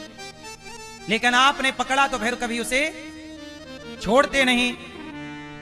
अब ट्रेन जा रही है, थोड़ा रफ्तार तेज हो गई, सेठ जी रोने लग गए, आप तो हमारा पूरा सामान चोरी करवा देंगे, हम तो बर्बाद हो गए। सेठ जी बोले, संत जी बोले, वाह, ट्रेन क्या छूट गई, तुम बर्बाद हो गए, सामान तो हमारा भी जा रहा, पर हम तो नहीं कह रहे कि हम बर्बाद हो गए। देखो, अब यहां दो व्यक्ति हैं, एक व्यक्ति वो है जो जाने से परेशान नहीं है और एक व्यक्ति वो है जो जाने से। अच्छा ये बताओ, आप सबके घर में किसी ना किसी की मृत्यु तो हुई होगी। दादाजी गए होंगे, दादी जी गई होंगी, नाना गए होंगे, नानी जी गई होंगी। आपके घर परिवार में सबके घर में किसी ना किसी की मृत्यु हुई होगी। ये बताओ कि जब कोई आपके घर में गया, मृत्यु हुई, तो आप लोग परेशान थे कि नहीं? भाई संतों के यहां भी मृत्यु होती है। एक साधु मर जाता है, पर किसी के मृत्यु से संतों को पता है कि ये स्टेशन है। अच्छा, रेलवे स्टेशन पे आप बैठोगे तो रेलवे स्टेशन में क्या दिखेगी? बार बार रेल दिखेगी, आएगी जाए। ऐसे ही ये जिंदगी स्टेशन है। यहां कोई आ रहा है, कोई जा रहा है, यही दिखता है। आए दिन आप अखबार पढ़ो, टीवी देखो, अपने गली मोहल्ले में, अड़ोस पड़ोस में छानबीन करो, कोई आ रहा है, कोई मृत्यु हो गई, कोई जन्म ले लिया, कोई मृत्यु हो गई, कोई जन्म, यही क्रम चल रहा। फर्क इतना है कि किसी के आने से और किसी के जाने से कोई परेशान है, तो किसी आने जाने से कोई प्रभावित नहीं है। आप बताओ, जिंदगी जीने का आनंद क्या है? किसी के मरने से प्रभावित होना चाहिए। ट्रेन छूट गई तो संत परेशान नहीं है, जबकि वो सेठ परेशान है। जो अज्ञानी है वो संसार से अटैच होकर परेशान होता है, और जो ज्ञानी है वो जगत में रहकर भी किसी से अटैच नहीं होता। इसलिए उसे किसी व्यक्ति और वस्तु का कोई प्रभाव रखना। यह है कि जीवन में उस सेठ की तरह रहना है या संत की तरह रहना है, यह निर्णय आपका। सामान दोनों का गया, पर एक परेशान है और एक। तो आपके जीवन में भी किसी ना किसी की मृत्यु होगी, किसी का जन्म होगा, आपकी भी मृत्यु होगी, और आपका भी पुनर्अगला जन्म होगा, मुक्ति नहीं पाई तो आप भी परेशान हो या ना हो, इसके जिम्मेदार आप होंगे। जगत से आप उलझ जाते हैं, मेरा मेरा।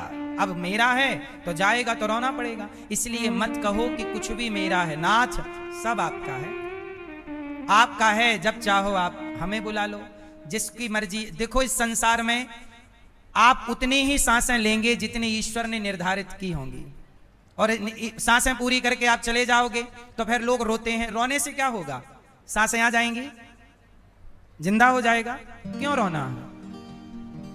इसलिए ये धरती में आने जाने का क्रम करोड़ों साल से चल रहा है। करोड़ों साल पहले भी किसी का जन्म हुआ था, मृत्यु हुई। आज भी जन्म हुआ, मृत्यु होगी। हम भी जन्म लिए, मर जाएंगे। हमारे पिता भी जन्म लिए, चले जाएंगे। दादा भी आए, चले गए, पर दादा। यही क्रम करोड़ों साल से चलता आया है, और यही क्रम करोड़ों साल तक चलता। इसलिए किस किस के मरने पे आप रोएंगे, किस किस से अटैचमेंट बढ़ाएंगे, ये तो ईश्वर की खेती है। इसलिए इस ज्ञान को नष्ट मत होने दीजिए कि संसार में हम और आप सब यात्री हैं, और जिसका स्टेशन जहां आएगा उस यात्री को उसके अपने स्टेशन में।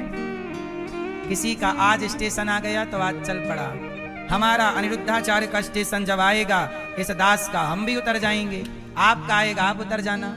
इसलिए रोना किसके लिए है? रोना इस बात के लिए है कि प्रभु आपने मानव जीवन दिया, पर मैंने उपकार नहीं किया, पुण्य नहीं किया, आपका भजन नहीं किया। इस बात का रोना रोइए कि प्रभु मैंने अपने जीवन को सार्थक नहीं किया, संसार में उलझाकर ही मैंने जीवन को व्यतीत कर दिया। इस बात का रोना है। और किस बात का रोना है बताइए? आप लोग बेवजह का रोना रोते हैं, आपके रोने का कोई मतलब नहीं है। जैसे छोटा बच्चा ना लॉलीपॉप के लिए रोता है, और ऐसे रोता है मानो उसका सब कुछ लुट गया हो। ऐसे सिसक सिसक के रोएगा, बड़े बड़े आंसू बहाएगा। काहे के लिए रो रहा? लॉलीपॉप के लिए। जैसे छोटे से बच्चे का रोना काहे के लिए? लॉलीपॉप के लिए रोना। आप उसके रोने पे आप दुखी होते हो कि उसकी अज्ञानता पे हंसते हो? देखो काहे के लिए रो। ऐसे ही जब आप संसार के लिए रोते हो, भगवान भी सोचते हैं काहे के लिए रो रहा है, काहे के लिए रो रहा है। आप लोग रोती हो, महाराज जी बेटा सुनता नहीं है, बेटी सुनती नहीं है। अरे अब ये उम्र ये बोलने की नहीं है। अब तो प्रेम से बेटा बेटी बड़े हो गए हैं, सौंप दो। अब चिंतन आप ईश्वर का करो। श्रीमन नारायण, श्रीमन नारायण। संबंध ईश्वर से जोड़ करके रखिएगा। ये संसार सदा से ऐसा ही रहा है। आया है सो जाएगा, राजा रंक फकीर।